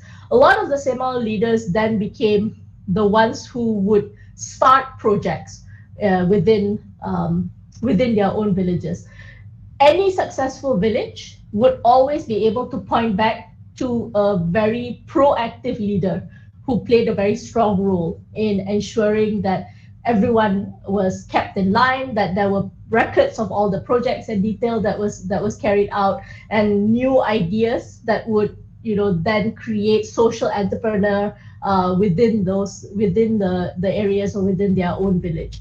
And these also were the ones who became the leaders for any collective activities that would happen in the villages. So these type of village level effort essentially then became the backbone, because they are also then shared with the rest of the country via national TV programs. So the issue, though, of course, is that despite the rural development program taking off throughout the 1970s, it started in 1969 and really reached a peak in 1978 and 1979. There was a lot of things that a nationwide rural development program did have. There was limitations that created some burden after the project was carried out, right? So number one was that urban migration still did not stop. So although villages were now better, there was better infrastructure and there was a lot more projects going on and people were able to generate better income, the body of growth that was happening in urban areas, essentially the type of jobs that were available, the attractiveness of moving to cities, was still very much a part of any community in South Korea, right?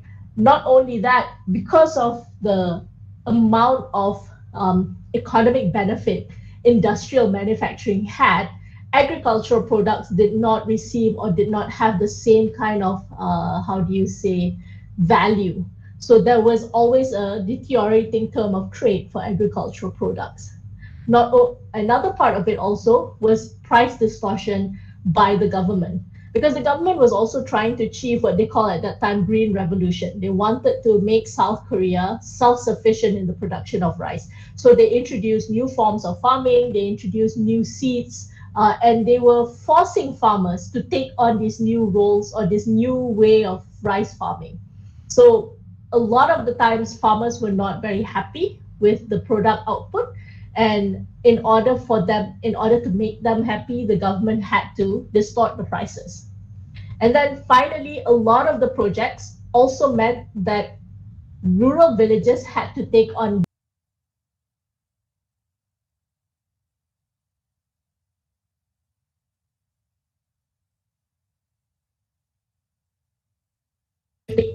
large-scale infrastructure like roads and farming facilities and electrification and plumbing in an entire village.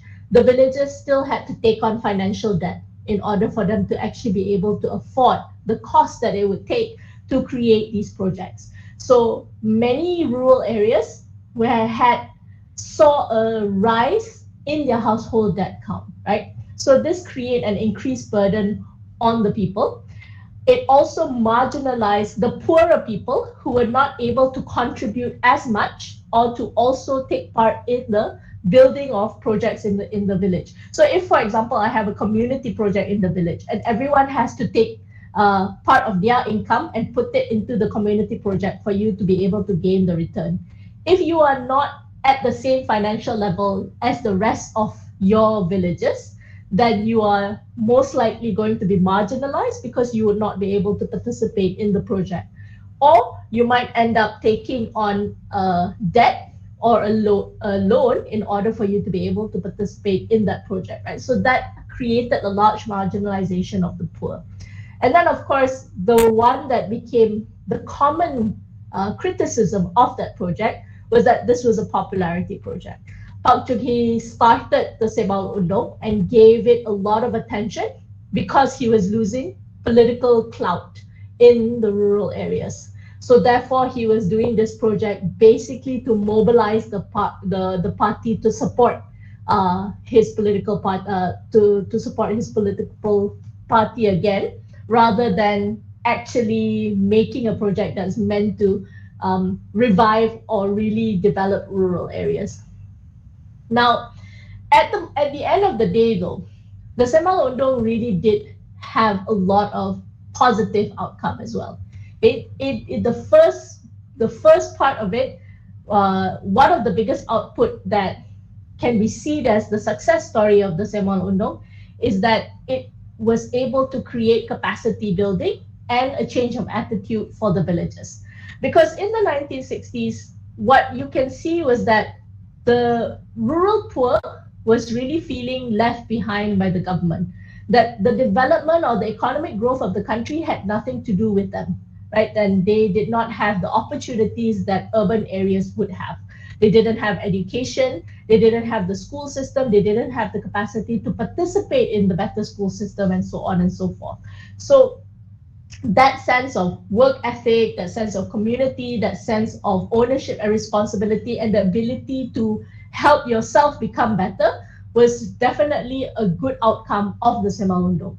The government's ability to provide large-scale training for various projects, not just infrastructure development, but also new forms of agriculture, new forms of small and medium enterprises for villages, through training and seminars, and then to multiply that effect by having those trainers go out to train more people, really upgraded the skill level for many of the villages in South Korea throughout the 1970s.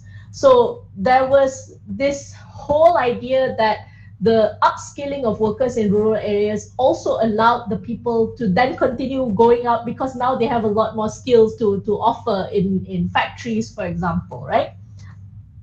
But one of the other output from that is that people felt that there was a larger dependency on the government.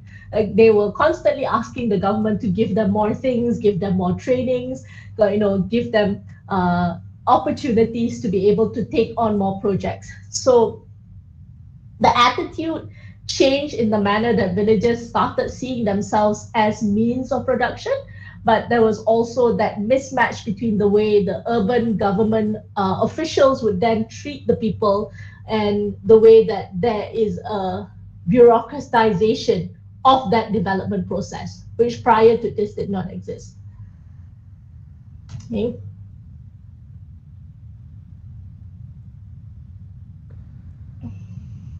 And then, of course, another one of the output is the overall change or transformation of the rural areas. New agricultural technology was introduced, new crop varieties were introduced. There was also now less dependency on traditional fertilization and farming. So all of this generated income, something that did not exist prior because most villages were self-sustaining. You planted food for what you wanted to eat, and that was what you would do. So you produced for what you needed rather than having an income or producing for the sake of having an income. So that initially started off, initially created villages that were now self-sufficient. But of course, some of these projects needed a lot of capital. And when the heavy subsidization of rice by the government stopped, you can see that much of the production that happened then no longer was able to generate the same kind of income for the people. And off-farm employment activities was also still quite difficult within the villages. But most of the things that you can see from such a large-scale rural development program is that there really is a necessity for government to commit when the program started off. Because throughout the 1970s, from 1969 to 1979, the income of all of the villages in South Korea went up. The infrastructure all improved, and overall there was a larger sharing of resources. But the moment the government changed, well, I mean, obviously this also was in part because of Park Geun-hye's assassination and a change in government. But when there was a lack of commitment from the central government, the project, the nationwide project, was no longer able to continue, right? Secondly, it was really important to create an environment that allowed for meritocracy and vertical integration. What it means is that the traditional hierarchy in a village cannot work anymore in modern society. Projects had to be based and given based on the merit of a villager and the merit of a leader when they created those projects. So therefore, any villagers that had the capacity to do well should be rewarded for them to be able to do better, essentially. This was not something that was practiced in traditional society because hierarchy was embedded, right? It was something that if you're born into a noble family, nobility, then you do better than if you were born into a peasant family. But in a modern village, if you are skillful and if you had the necessary knowledge to be able to create projects, then you are rewarded that capacity to do so. And that also meant that they are able to motivate and utilize the personal interests of people.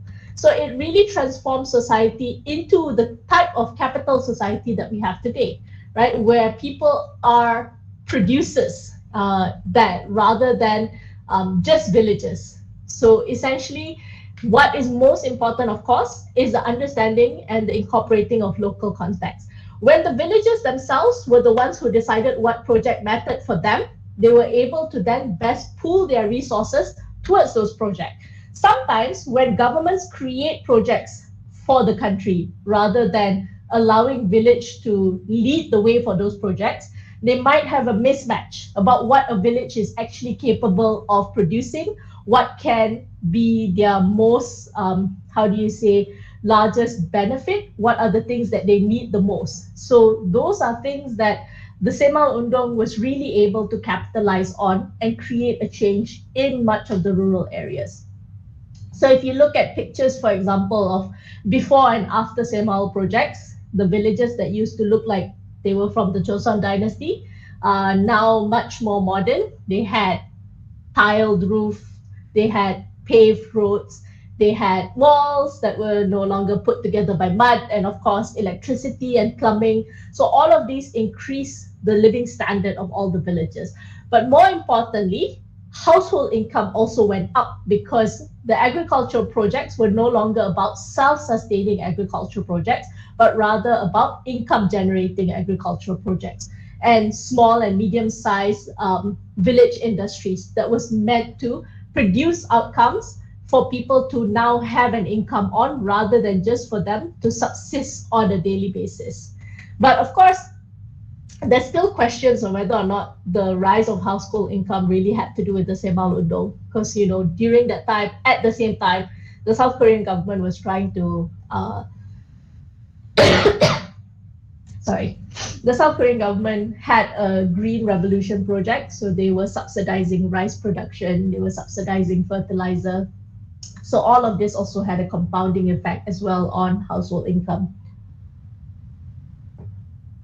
If at any point you guys don't understand what I'm saying, do please stop me and ask questions.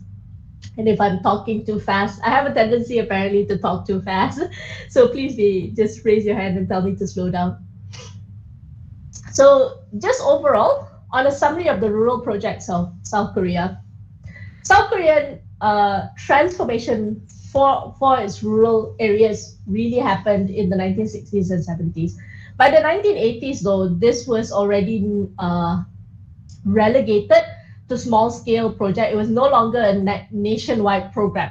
The Semal Undong organization was privatized, and now they are focused on community building. But the lessons of development from the Semal Undong is still being used by the South Korean government today. They have what they call a global Semal project.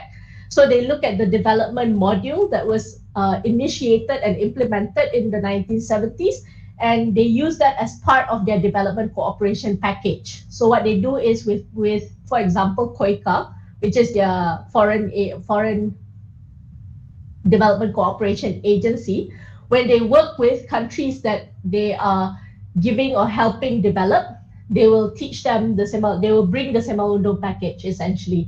So they do training, they do village trainers level, they have like videos that would give villages, projects to do. So the new village movement really remains part of the identity of South Korean rural development, right? For it to be able to do well, there were different phases overall. So they looked at improving the infrastructures of villages. They looked at projects that would allow villagers to generate income. And then they looked at how can they build the capacity of villages by giving them training and skills training. Secondly, there were a lot of things that were focused towards outcome, output, and achievement. So essentially, when village was able to have good income generation, they were able to have environment improvement, and then they had, most importantly, a change in how the villages were governed. Another benefit that definitely happened with the Semalundo was when they made it mandatory for every village to have a woman leader. And this actually helped capitalize gender rights movement in South Korea too, because it introduced women into leadership positions in traditional communities that did not used to have them. So this was part of the output and achievement that the Semalundo had. So, and then as I said, there were many reasons why it was successful and perhaps difficult for it to be successful elsewhere, because there were a lot of preconditions that other countries would not have, right? Like an equitable base for rural villages. They might not have a national leadership that is committed towards rural development. They might not have the same kind of natural competitiveness that Korean villages had. And of course, they might not be able to get or cultivate the same kind of village level effort that South Korea was able to cultivate. But despite all of that, of course, there were always limitations from why this program was not able to last all the way until today. Okay, so there were a lot of things that still becomes debated on whether or not the rural development program of South Korea was a success, because of the fact that it didn't really stop urban migration. There was still an increased marginalization of the poor. There was still a burden on a lot of rural people. And overall, where do we learn from this? Like, if we are, as any country, were to implement a whole country level rural development program, there are things that perhaps cannot be replicated, but there are definitely lessons that can be taken, right? So there's always the importance of political commitment. You also need to be able to create an environment that actually enables people to take part in those programs. And you also need to be able to motivate and utilize personal interests. And most importantly, you need to look at what are the local contexts for each villages. All right, so that is on the rural development experience of South Korea. Are there any questions that you might have for me before I move on to the next session?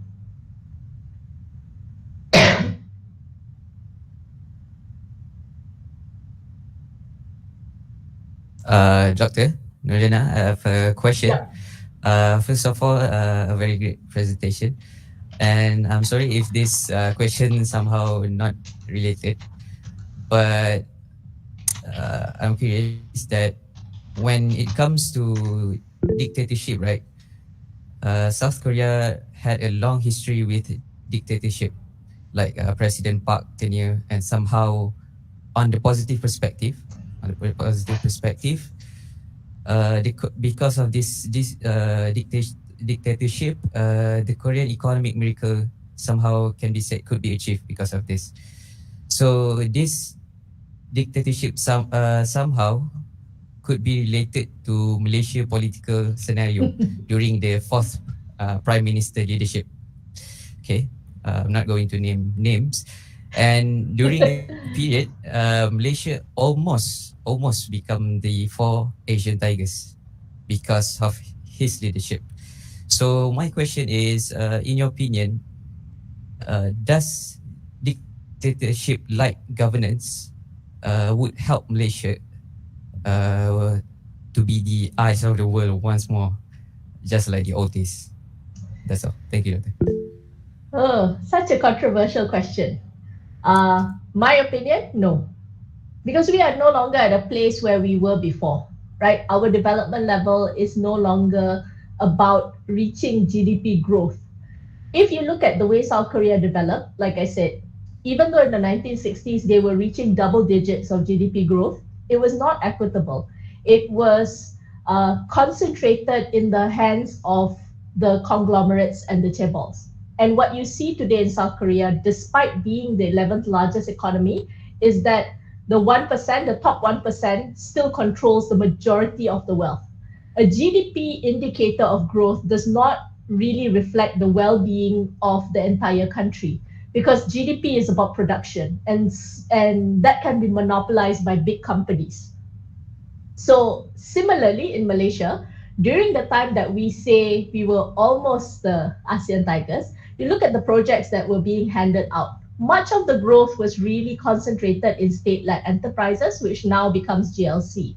As though, although you can reach a middle income path, you will not be able to actually breach the middle income. We fall into what we call a middle income trap, because well-being is no longer being able to be generated when the focus is on national building. So sure, our GDP might be able to grow faster, but it will also make inequality much more serious. And that, I think, is something that our government today needs to learn from. And similarly to what is happening in South Korea too. South Korea is very, very rich, but it also has the highest level of poverty among the elderly in all OECD countries. It has hyper-aging society because the cost of living is so high that most people are unwilling to have children. Cost of input for you to be able to be competitive and earn a good job in South Korea has also become much higher, because you need to go to be able to be or to compete at the level that most people are. You need to have a good enough education. You need to be able to get into a good university, and all of these things are input, resource input into your life before you can start. So the amount of money you will need to spend before you can then start at an acceptable level in society to get a good job, right, is very, very high. And you can see that that gap is growing every day in South Korea.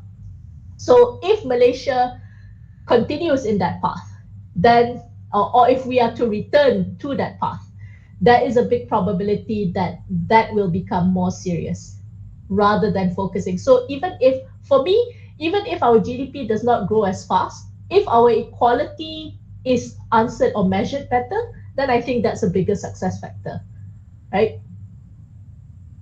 Thank you, Doctor. It's very well explained. All right. Zokri has a question. Is Felda following the same path as the Semang Undang model in terms of its success and failure? Thank you for your question, Zokri. But Felda and Semang Undang are completely different models. Felda is a land development program where essentially the government settles land and creates projects and areas for people to move in and then farm.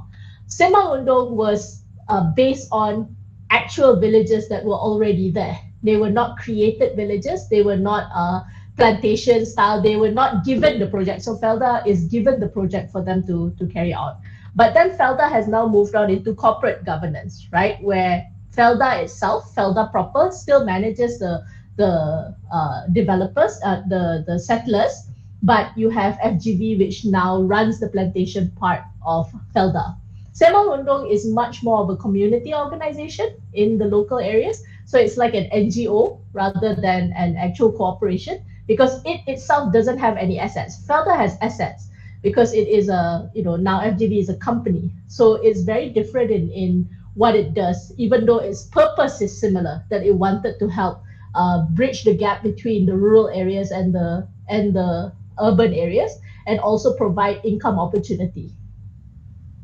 So that's also part of the reason why Felda has a longer staying power. I would argue that as opposed to the Semal Undang, because once political commitment no longer exists for the Semal Undang, there was no reason for government projects to be handed out. But Felda as an entity can continue existing independently of the government, because it's a statutory body now, right? It's both corporate governance and statutory body. Right, I have a question. What was the government's effort to develop rural infrastructure and provide incentive to attract non-farm business activities to rural areas? So like I said, the government didn't actually hand out projects. The government gave resources to the villagers themselves to start their own projects. So for non-farm business, if your area, for example, did not have good enough land, or you did not have enough area to breed chicken or whatever or else that you can do, you could look, the villagers themselves could look at what projects might be good for them. So if you look at Jeju, for example, because they had area that could grow oranges, and they could farm things that you could not grow in the northern half, because the northern half is much more, it's colder, right? Jeju had a different climate, so they didn't grow the same things that other areas of South Korea would. So there are some areas that did better to have rice farming. Some areas did better to have cow hanu farming. Some areas did better to have fish farms, in areas in villages that are close to the ocean. So the government didn't actually attract non-farm businesses. They only provided incentive for the villagers themselves to start their own projects. And if those projects are successful, they would give more incentive and they would give more resources to that village. So that's how the project started off in every village. So similarly, rural infrastructure was the same thing. If your village had very beautiful roads and it had a very beautiful transformation in the household, and you had very fast electrification, if you did it better than the other village, the government will tell everyone these are the villages that did very well with their infrastructure project. We will give them more stuff for them to improve their village even more. So everyone really worked hard. So that's why the streets and the roads in the Korean villages at that time were not done by the government. They were literally paved by the villagers themselves. The villagers would go to the farms in the morning, and then in the afternoon, everyone would go and do the infrastructure project. They would bring the cement, they would do whatever they need to do in order to build roads to their house, to the village, to the farm. They would be the ones who would do the infrastructure projects. Right. Assalamualaikum. Hello, Dr. Liana. Hello, Dr. Melissa. Mana to have you, Dr. Liana. Tadi masa pukul 8 tadi, saya tak perasan Dr. is inside the webinar already. Okay, alright. No Actually, question. I was wondering, you mentioned in the first few slides about this policy in 1950s that the owners or the farmers are not allowed to have more than 3 hectares of land, isn't it? And it resulted to 1970s on the, what we call this, Kesandik is 94% of rural households have farms smaller than 2 hectares. So we're talking about smaller scales. It's not a large economies of scales, in terms of production of agriculture or whatever. Is it still, when did it stop? When did the policy stop? Or is it still continuing or still going on right now? No. This was, the redistribution only happened at that time. So what happened was, of course, South Korea used to have, a hierarchical society where the nobility owned all the land. So first the king and then the nobility own all the land in the village, and all the villagers will only own either their small parcel of land and then work as farmers for the nobility. And then during the Japanese occupancy, of course, the Japanese took over all of the land. So after the end of the war, a lot of the landowners came back and they wanted to have their own land again. But you see, things have changed at that time. So the government decided to ensure that conflict did not happen between nobility and the peasant class, so to say. They had a large-scale land redistribution. So everyone in that village would register at the government office, and the government would distribute the land of the village rather than having the landowner reclaim that land. So everyone in the village would have their own land. So once that's done, that's personal ownership. So once all of that has been divided, in the future, anyone who had land would do the same thing that we have today. You buy, you sell the land. Yeah. Afterwards, it was a larger scale. Lepas dia dah minta from the government kan, dia dah daftar, dia register with the government. It was a larger scale. It was a larger land ownership. No. You get the land that you get lah. But then if you are richer, you can buy it. So I get land, you get land, everyone in the class gets 2 hectares. But then I have a bit more money because, I have some business. So I buy land from Zokri, I buy land from you. Then I have a larger ownership because after that, it's already personal ownership of land. So of course, you had land that was sold off to conglomerates because they wanted to develop it. You had land that was sold off to other people. So land ownership then became normal personal property ownership, no longer a nobility thing. Okay. But in the 1970s at that time, all of the villages were at the beginning part because land baru je, it was just divided to everyone. So because of that, you had villages that just started, you came back after the end of the Japanese occupation, and then you came back after the end of the Korean War, and now you have this 2 hectares of land. You're not going to be able to make a lot of money from 2 hectares of land. You're going to make enough for you to feed your family, maybe sell a little bit to buy clothes and do things, but you're not going to be successful in generating a stable income out of it. So these projects created cooperation where sometimes it's village level. So everyone used the land together to do a orange plantation, for example, or an orchid plantation, or a forestry where they all grow trees to reforest the country. Because that was one of the projects that the government had at that time. They wanted to reforest South Korea.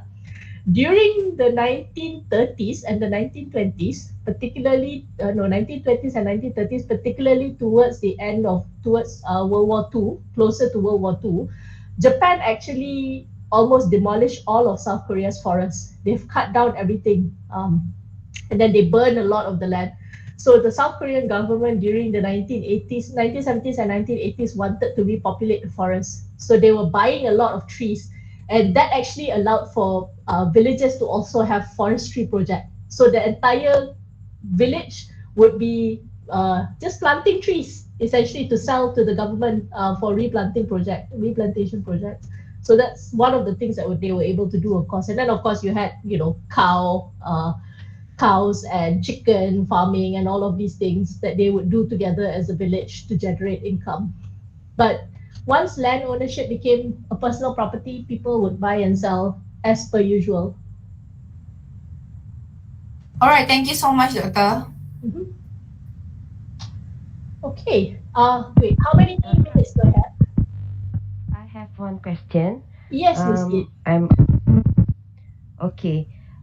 In order to revitalize the rural areas, particularly in Malaysia, because it's expected Malaysia younger generation to become city dwellers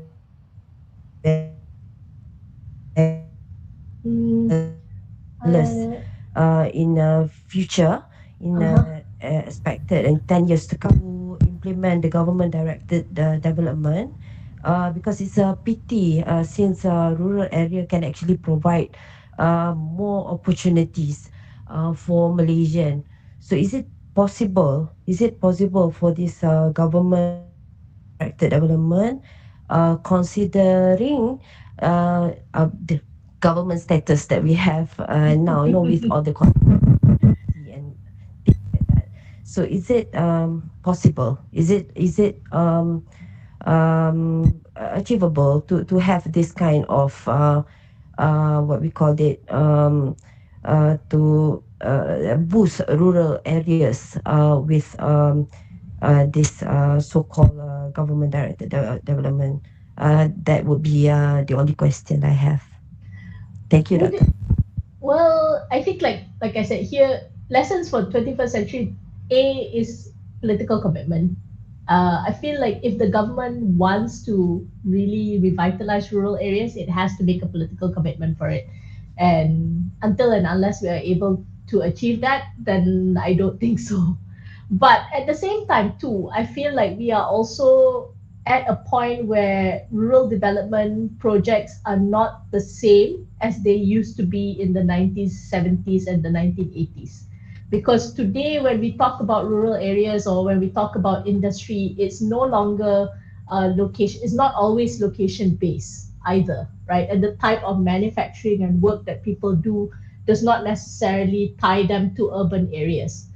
People are tied to urban areas today mostly because of the convenience more than anything else. So rural areas need to be connected to the larger urban areas, and planning or any kind of urban area planning needs to be synergized with rural areas, right?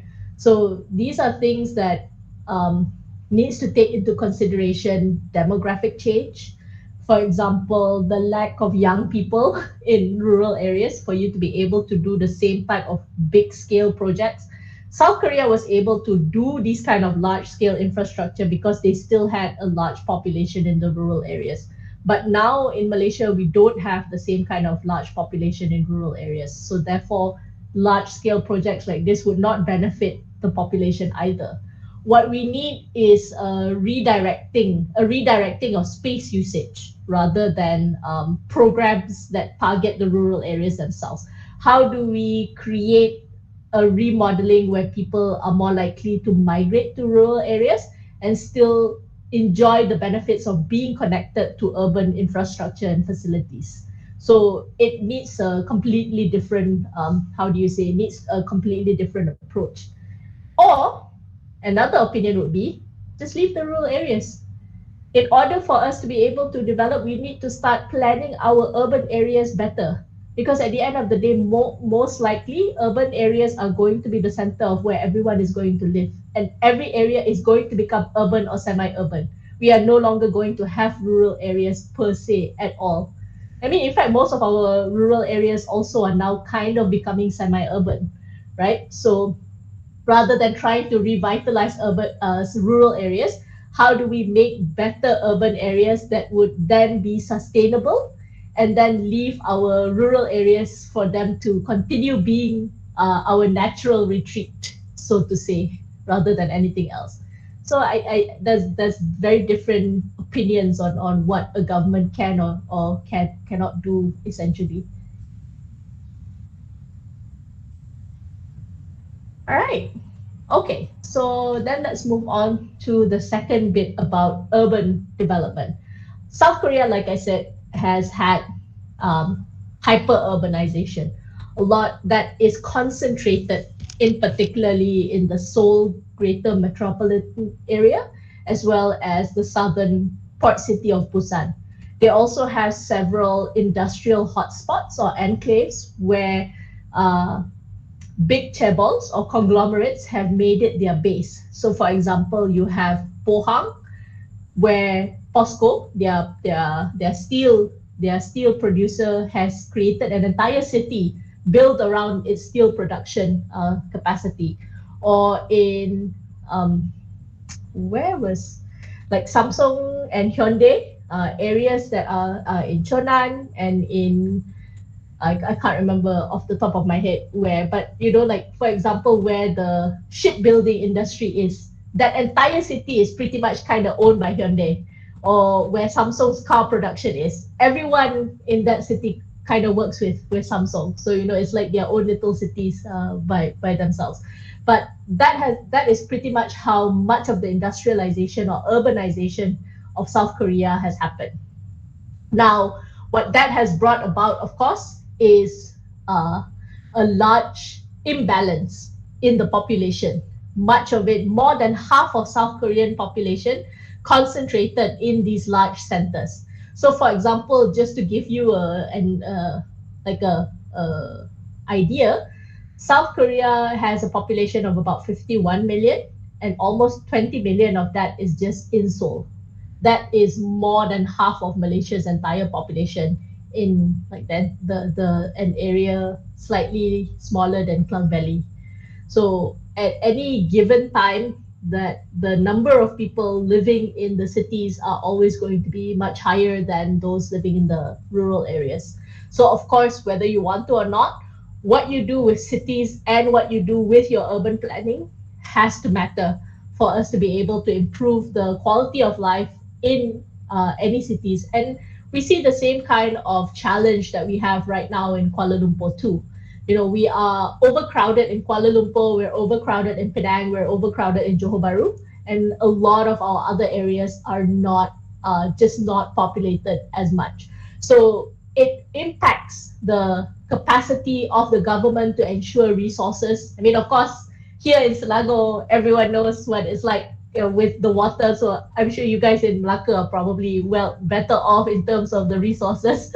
But that happens when cities are not planned properly. So one of the things that South Korea had started to experience even in the early 2000s was the fact that they needed to really redirect how their cities are built and what can they do in order to better improve the situation and also make the city a lot more sustainable. So smart city initiatives are part of the things that they wanted to do, right? And South Korea planned an entire city from nothing. Essentially, most cities are natural or organically built, meaning people come, you know, more people come and then more people come and then the infrastructure keeps growing.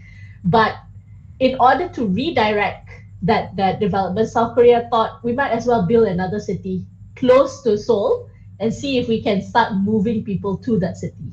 And we want to make the city something that is high-tech, something that is meant to be able to really improve on the infrastructure. And therefore, we want to look at how can we create different components that would make the city planning and the city life itself seamless, right? So at the policy level, South Korea introduced a legal act on the promotion of smart city development and industry. So the government themselves take a very, a very keen interest with local governance in order to integrate smart city components in existing cities, but also to build cities, any new cities moving forward, to have various services and infrastructure, which is able to then incorporate the technology so that the city itself becomes adaptable to the demands of, you know, IR 4.0 or whatever else that we're looking at. So that means they need to have areas that would allow for smart manufacturing. They need to ensure connectivity throughout the entire city. They need to ensure that there are means of having buildings and transportation that would then be able to be upgraded and to use lesser energy, better planning, so on and so forth. So one of the first ones that was done and today remains a flagship of the smart city was Sangdo. Sangdo was literally built in the ocean. So they reclaimed land out of a little bit outside of Incheon, and from there they started planning the entire city to incorporate various smart things from cities around the world and incorporate that into the planning of the city. So for example, they took New York's Central Park concept and implemented it in Sangdo, where they have this large Central Park, and then all the green areas and urban growth would move from the Central Park outwards. And then it also incorporated different infrastructure models, like for example, subways that was planned in France and London. So there were many things that they did in order to make the city. So all of the buildings were certified. They ensured that there is a pneumatic waste disposal system, meaning any building plot had to be connected to a waste disposal system that would go through pipes under the city. So if you live in an apartment, you just have a hole in your wall where you put your trash in, and it will go down through the pipe system. So you don't have trash, you don't have lori sampah going around in the morning picking up your trash. And then you have a lot of buildings. Every building needs to be certified with energy saving features. Everything had to be, green. There was also green spaces to ensure that living standards were not, people don't get too crowded, and you would always have parks that were used for public spaces. They wanted to encourage the use of electric vehicles, so they purposely designed more charging stations than gas stations. There was high-speed internet connectivity throughout the city, and then all of city communication and government work was all connected through e-government, rather than having various government offices in the city for work to be done, for bureaucracy to be done. So if you look at how it's designed, like for example, this is the pneumatic trash disposal system under an apartment, where it will go automatically into smaller incinerators before being pumped out to the larger trash disposal system. You had every building incorporated with technology, apartment buildings, and then you had a lot of public spaces that was meant to double up as recreational spaces as well for the city, and the city was built around that, right? So overall, I think if we are to talk about rural and urban development in South Korea, some of the things that we can learn from them is the need for planning. Rural and urban areas always require integration. The reason why rural areas in South Korea initially did not achieve or were then left behind was because when South Korea started its economic development, it did not factor in rural development at all. So that's why that gap happened. And because of that, the government had to scramble to make up, and that's why they launched their rural development program, right? So similarly today, as we see a larger gap between the rural and urban areas, planning for development has to incorporate both rural and urban areas. And it has to incorporate how any city would then synergize with local communities around them. So if you're going to build a city, if Kuantan is growing, for example, it needs to consider how villages around it is going to be impacted, right?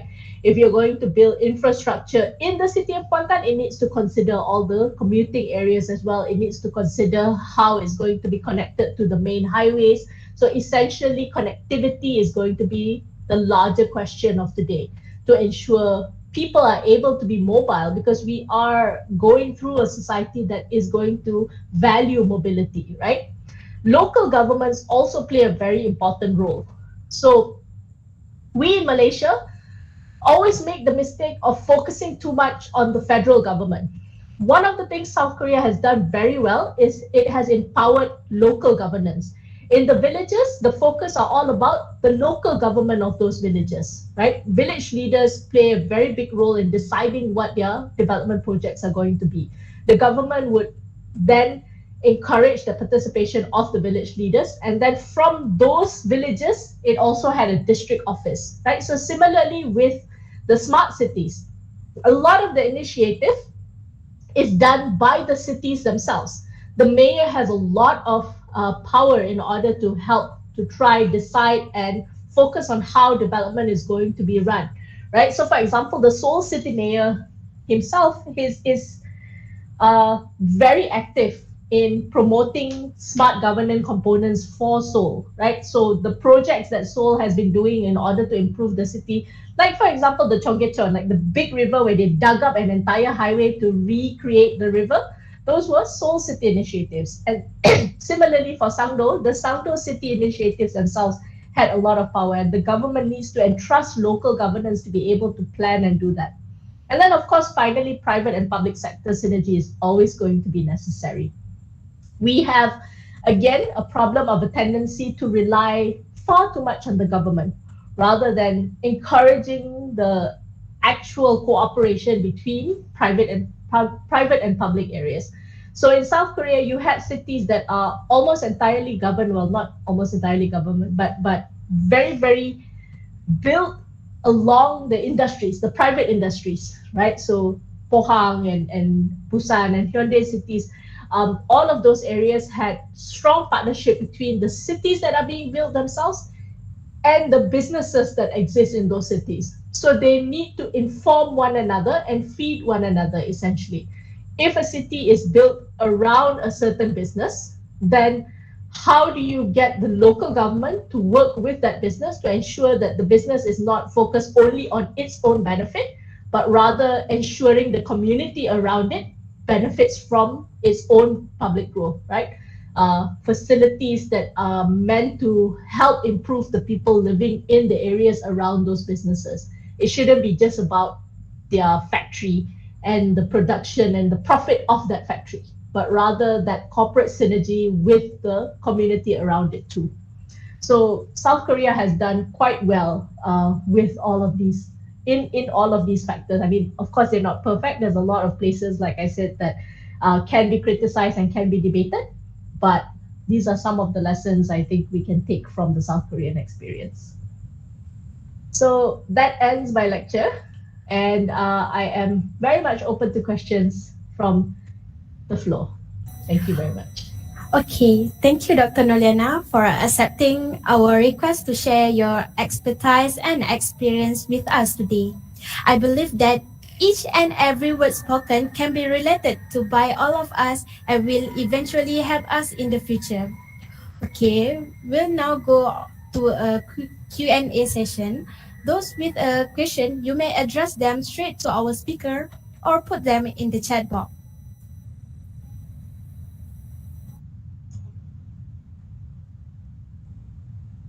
Okay, Doctor, for the first question, what is Malaysia and the Republic of Korea's strategic view, which could lead to strategic convergence or better diplomatic relation in the medium to long term? That's the first question. Malaysia and Republic of Korea's strategic view, which could lead to strategic convergence or better diplomatic relations in the medium to long term. I think actually this one was already answered quite well by Zokri. One of the things that we have done is that Malaysia has not really capitalized very well on our relationship with South Korea. We have a lot of similar strategic views, as in like we believe in government-led development. We want to try and reach for more equitable growth. We want to implement smart growth. So Malaysia has like smart city initiatives. We have a lot of trade and business agreements. But South Korea so far has not been one of our biggest trade partner. I mean, it is a big trade partner, but it's not as important as China or Japan or the US has been for Malaysia. And I think at the moment too, we are definitely going to need to look at ensuring that projects that we sign have more sustainability, right? So when we talk about strategic conversion, it's definitely going to fall in the things that we've already signed, things like, for example, the halal industry, smart city initiatives. These are all things that we have already signed. So we're good at starting things. We haven't been very good at maintaining them, right? And those are the things I think we need to focus on. So second question, I'll read this one myself. As the global pandemic is yet to decrease, what are major areas of cooperation that the New Southern Policy Plus has outlined? I think, again, this is a question that Zokri has also covered in terms of the 7 areas of the New Southern Policy. So a lot of the things that the New Southern Policy Plus is meant to do is meant to readdress the problems that we had because of the pandemic, right? Better public health policy initiative, more cooperation towards those kind of strategic rebuilding, because we are definitely going into economic recession right now. So how do we increase resilience during time of economic recession? How do we then improve or recover from economic recession? So those are things that we're going to need to look at, and hopefully, if the New Southern Policy Plus is going to be continued by the new government, then those are things that can still continue in areas of cooperation for Malaysia. But of course, the new government has not yet made a public declaration on whether or not it will continue with the New Southern Policy Plus. Right, how is the ASEAN Korea Center expanding business network between ASEAN and Korea? I think this one is quite straightforward. So the ASEAN Korea Center is meant to create business links between Korean businesses and Malaysia and ASEAN businesses. So there are a lot of resources that they provide. They provide a homing ground, essentially, for businesses to come and meet. If, for example, you have a specific business, you can go to the center to ask for connections. But it's mostly a resource center more than anything else, right? So it is meant to create familiarity rather than specifically direct any particular business into partnership between ASEAN and Korea.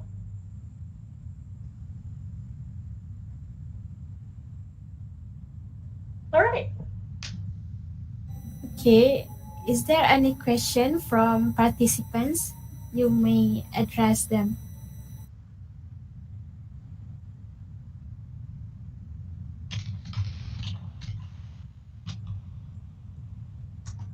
Assalamualaikum Dr. Noliana. Waalaikumsalam. Just wondering for like the case of Sabah Sarawak, right? One the poorest states in Malaysia. So maybe what kind of model do you suggest that maybe Malaysia could take examples maybe from certain cities in South Korea? Something that somehow relatively close. Thank you. This one is actually quite difficult because I think the problem of Sabah Sarawak isn't so much the problem of development planning. It's more a problem of political divide and local government issues, right? There is federal and local government conflict, but they are also at the same time mutually benefiting from one another in order to keep a government that is corrupt in power because it politically benefits both parties. So I would definitely say that the federal government has shortchanged Sabah and Sarawak in many areas because the resources, the siphoning of resources. But at the same time, the local governments themselves have allowed that and have benefited from that because the political elites are the ones who get the economic kickback. But when the federal government wants to lay out development plans, then you still have conflict with what the local government wants. Right? For example, to work in Sarawak, you need to have Sarawak work permit, and the policy is to hire Sarawakians. But at the same time, the federal government's education and upskilling programs in Sarawak is not as effective due to the fact that it has to be a convergence between federal and local government. So how do you provide job opportunities in Sarawak when you don't have enough Sarawak workers to fill those job opportunities? And when you want to carry out projects, you need skilled workers. And if you can't have skilled workers outside of Sarawak coming in to fill those projects, how do those projects take off? So it's a chicken and an egg kind of thing, right? So South Korea does not have any of that issue because of the fact that it is pretty homogeneous. They don't have issues of local and federal government divides either. So actually that's not true. There are still areas that that are always pro opposition and pro government. But the difference is because the democratic process in South Korea is much more dynamic than ours. The government does continuously change hands. So there is no dominance of one party. So obviously there will be times when certain areas will benefit more because they are pro for that current government, but then there's also a possibility that that government is going to be overturned. So yeah, I think it's really not so much as being able to have a development plan, but rather having better political synergy. And that is a problem I'm not quite sure South Korean projects are going to help. Thank you, Doctor. So I would say the South Korea politics is quite fluid and liquid, as you mentioned. All right. Thank you, Doctor. Okay, thank you, Dr. Noliana, for responding to the inquiry so quickly. Unfortunately, the question from Shamel will be the last question for today, and this concludes our Q&A session with our audience for tonight. I hope that the suggestions made by our speakers are put to good use. Thank you very much to both of our speakers for sharing such valuable information with the students today. Following that, we will have a photo session with our speaker. Please turn on your camera. Okay, everyone ready? 1, 2, 3. Okay, freestyle. 1, 2, 3. Okay, thank you. Right, thank you very much. Alright, thank you, Doctor. Thank you, Doctor. Dear audience, please do not leave this Google Meet yet, as we have planned a fun activity for you to participate in. Only 6 winners will get exciting rewards. As we are about to begin for our Kahoot quiz session, please click on the link provided in the chat box or enter the code that has been displayed on the screen now.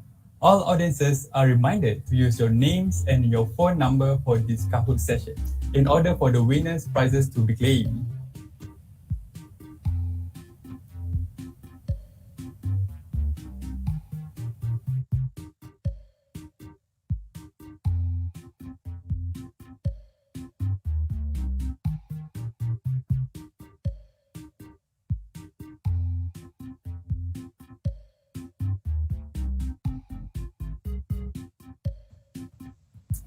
I would like to remind again, as we are about to begin for Kahoot quiz session, please click on the link provided in the chat box or enter the code that has been displayed on the screen now. All audiences are reminded to use your names and your phone number for this Kahoot session in order for the winners' prizes to be claimed. So we will wait approximately 4 minutes for this Kahoot session to start. So aren't you excited, Yana? Yes, of course. It seems like we have many competitors in our Kahoot session to win the prize. This is so exciting. And not to forget, a gently reminder to all students, please enter your name and phone number in the chat box so that we can facilitate the prize claim of the winner. Yes, that's correct. So for the game pin is 2468655. I repeat, the game pin is 2468655. So currently we can see that we are having 26 participants right now. So go and invite all of your friends right now so you will win exciting rewards.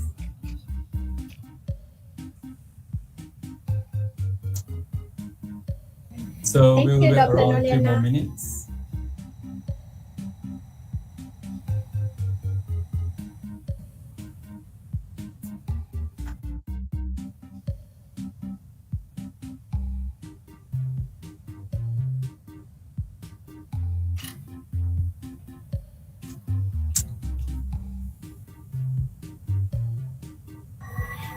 Wow, Izzat. More and more people are joining our Kahoot session, right? Yes, that's correct. So currently we have 31 participants. So we'll wait a few more minutes until we start for our Kahoot quiz sessions.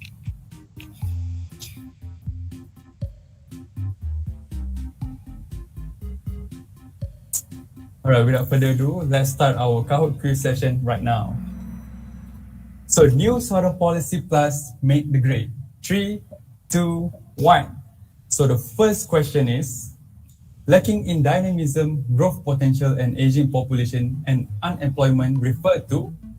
So there's 4 options of answers, namely socio-cultural cooperation, domestic economy, political security cooperation, and economic diversification.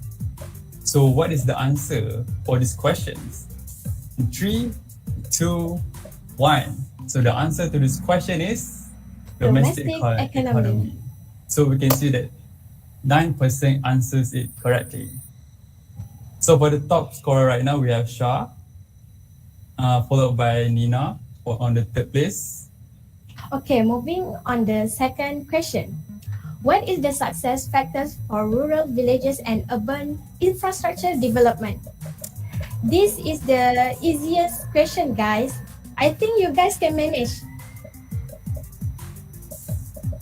So we can see there's 25 participants answered it.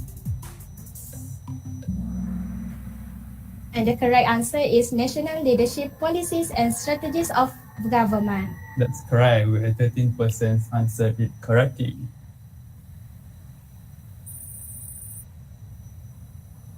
Shah is still currently in the lead, so we can proceed with the next question. It's a true or false question. So, deteriorating relations with Tokyo is one of the limitations in diplomatic rebalancing. Is it a true or false? So let's see whether the audience are really particular with this program. So we can see that 30% have answered it. So the answer to this question is true. So we can see that 26% answered it correctly. And Shah is still currently leading to the top. So moving on to the next question. For the next question, what is the percentage of integrated circuits exports from Malaysia to South Korea? Izzat, what do you think? I'm not sure because the answer is really close to each other. Yeah. This seems like a challenging question, I think. Yes, because it's in percentage.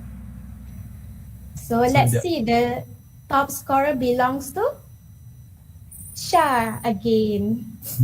Congratulations, Shah. I think she's really particular with our program right now. So next question. What is the limitation of Korea's middle power ambitions? This has mentioned by Dr. Zokri just now. So in terms of the answer, we have four option answers. And the answer to this question is all of the above. Shah, again, top scorer for this question. Yes, that's correct, Liana. So moving on to the next question. Question number 6. What is the factor that increased in rural household income in the 1970s? This has mentioned by Dr. Noliana just now. Is it right, Liana? Yes. So you guys still haven't give up, right? Which of the answer is correct? Let's see. It's heavy subsidization of prices with 12% answered it correctly. And still, Shah is currently leading number 1 at the top. So moving on to the next question is in true or false. Regional cooperation is one of the core policy elements of New Southern Policy Plus. Is it a true or false? So I noticed that for this type of question, the participant really answered quickly. So which is the answer? The answer is true. Yes, 22% answered it correctly. So we still have Shah leading. Okay, we move on with the next question. What is the objective of the New Village Movement South Korea? Which might be the answer to this question, Liana? I don't know. The answer is pretty long too. So the answer is living environment and basic rural infrastructure improvement, with 17% answered it correctly. And Shah is the top scorer. Yes. So moving on to the next question. What were South Korea's rural and urban infrastructure development limitations?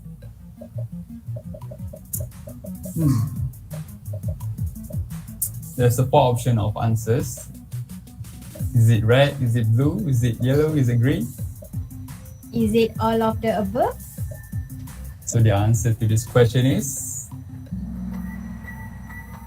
all of the above, with 17% answered it correctly. And Shah is still leading at the number top. So moving on to our last question. Okay, for the last question, the approval rate of the ruling Democratic Republican Party fell by 16%. This is your last chance to overtake the previous top score. Yes, Let's that's see. correct. Let's see the answer.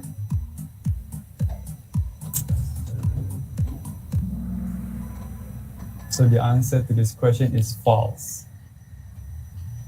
So New Southern Policy Plus made the grade. Number third, he entered the four numbers. Same as well for the number second. And the first place goes to Shah. Yeah, congratulations to all the winners. Yes, we would like to congratulate all of the participants for joining our Kahoot quiz session right now. So for the lucky 6 winners, we will contact you after the event. So we would like to thank you all for your participation.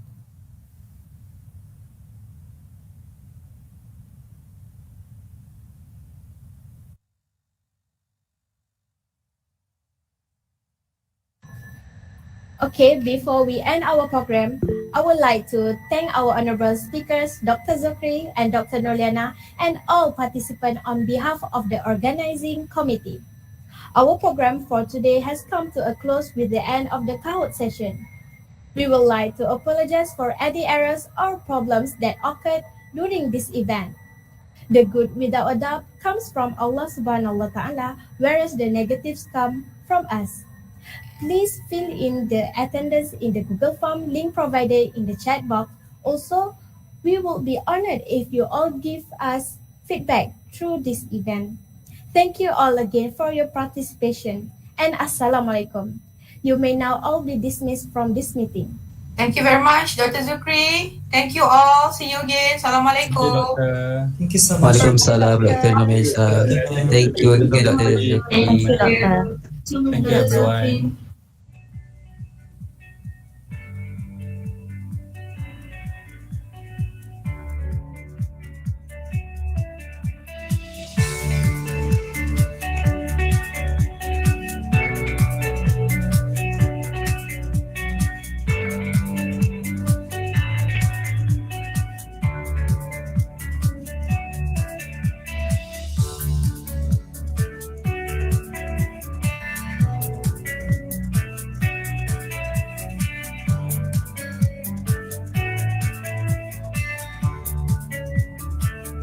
you.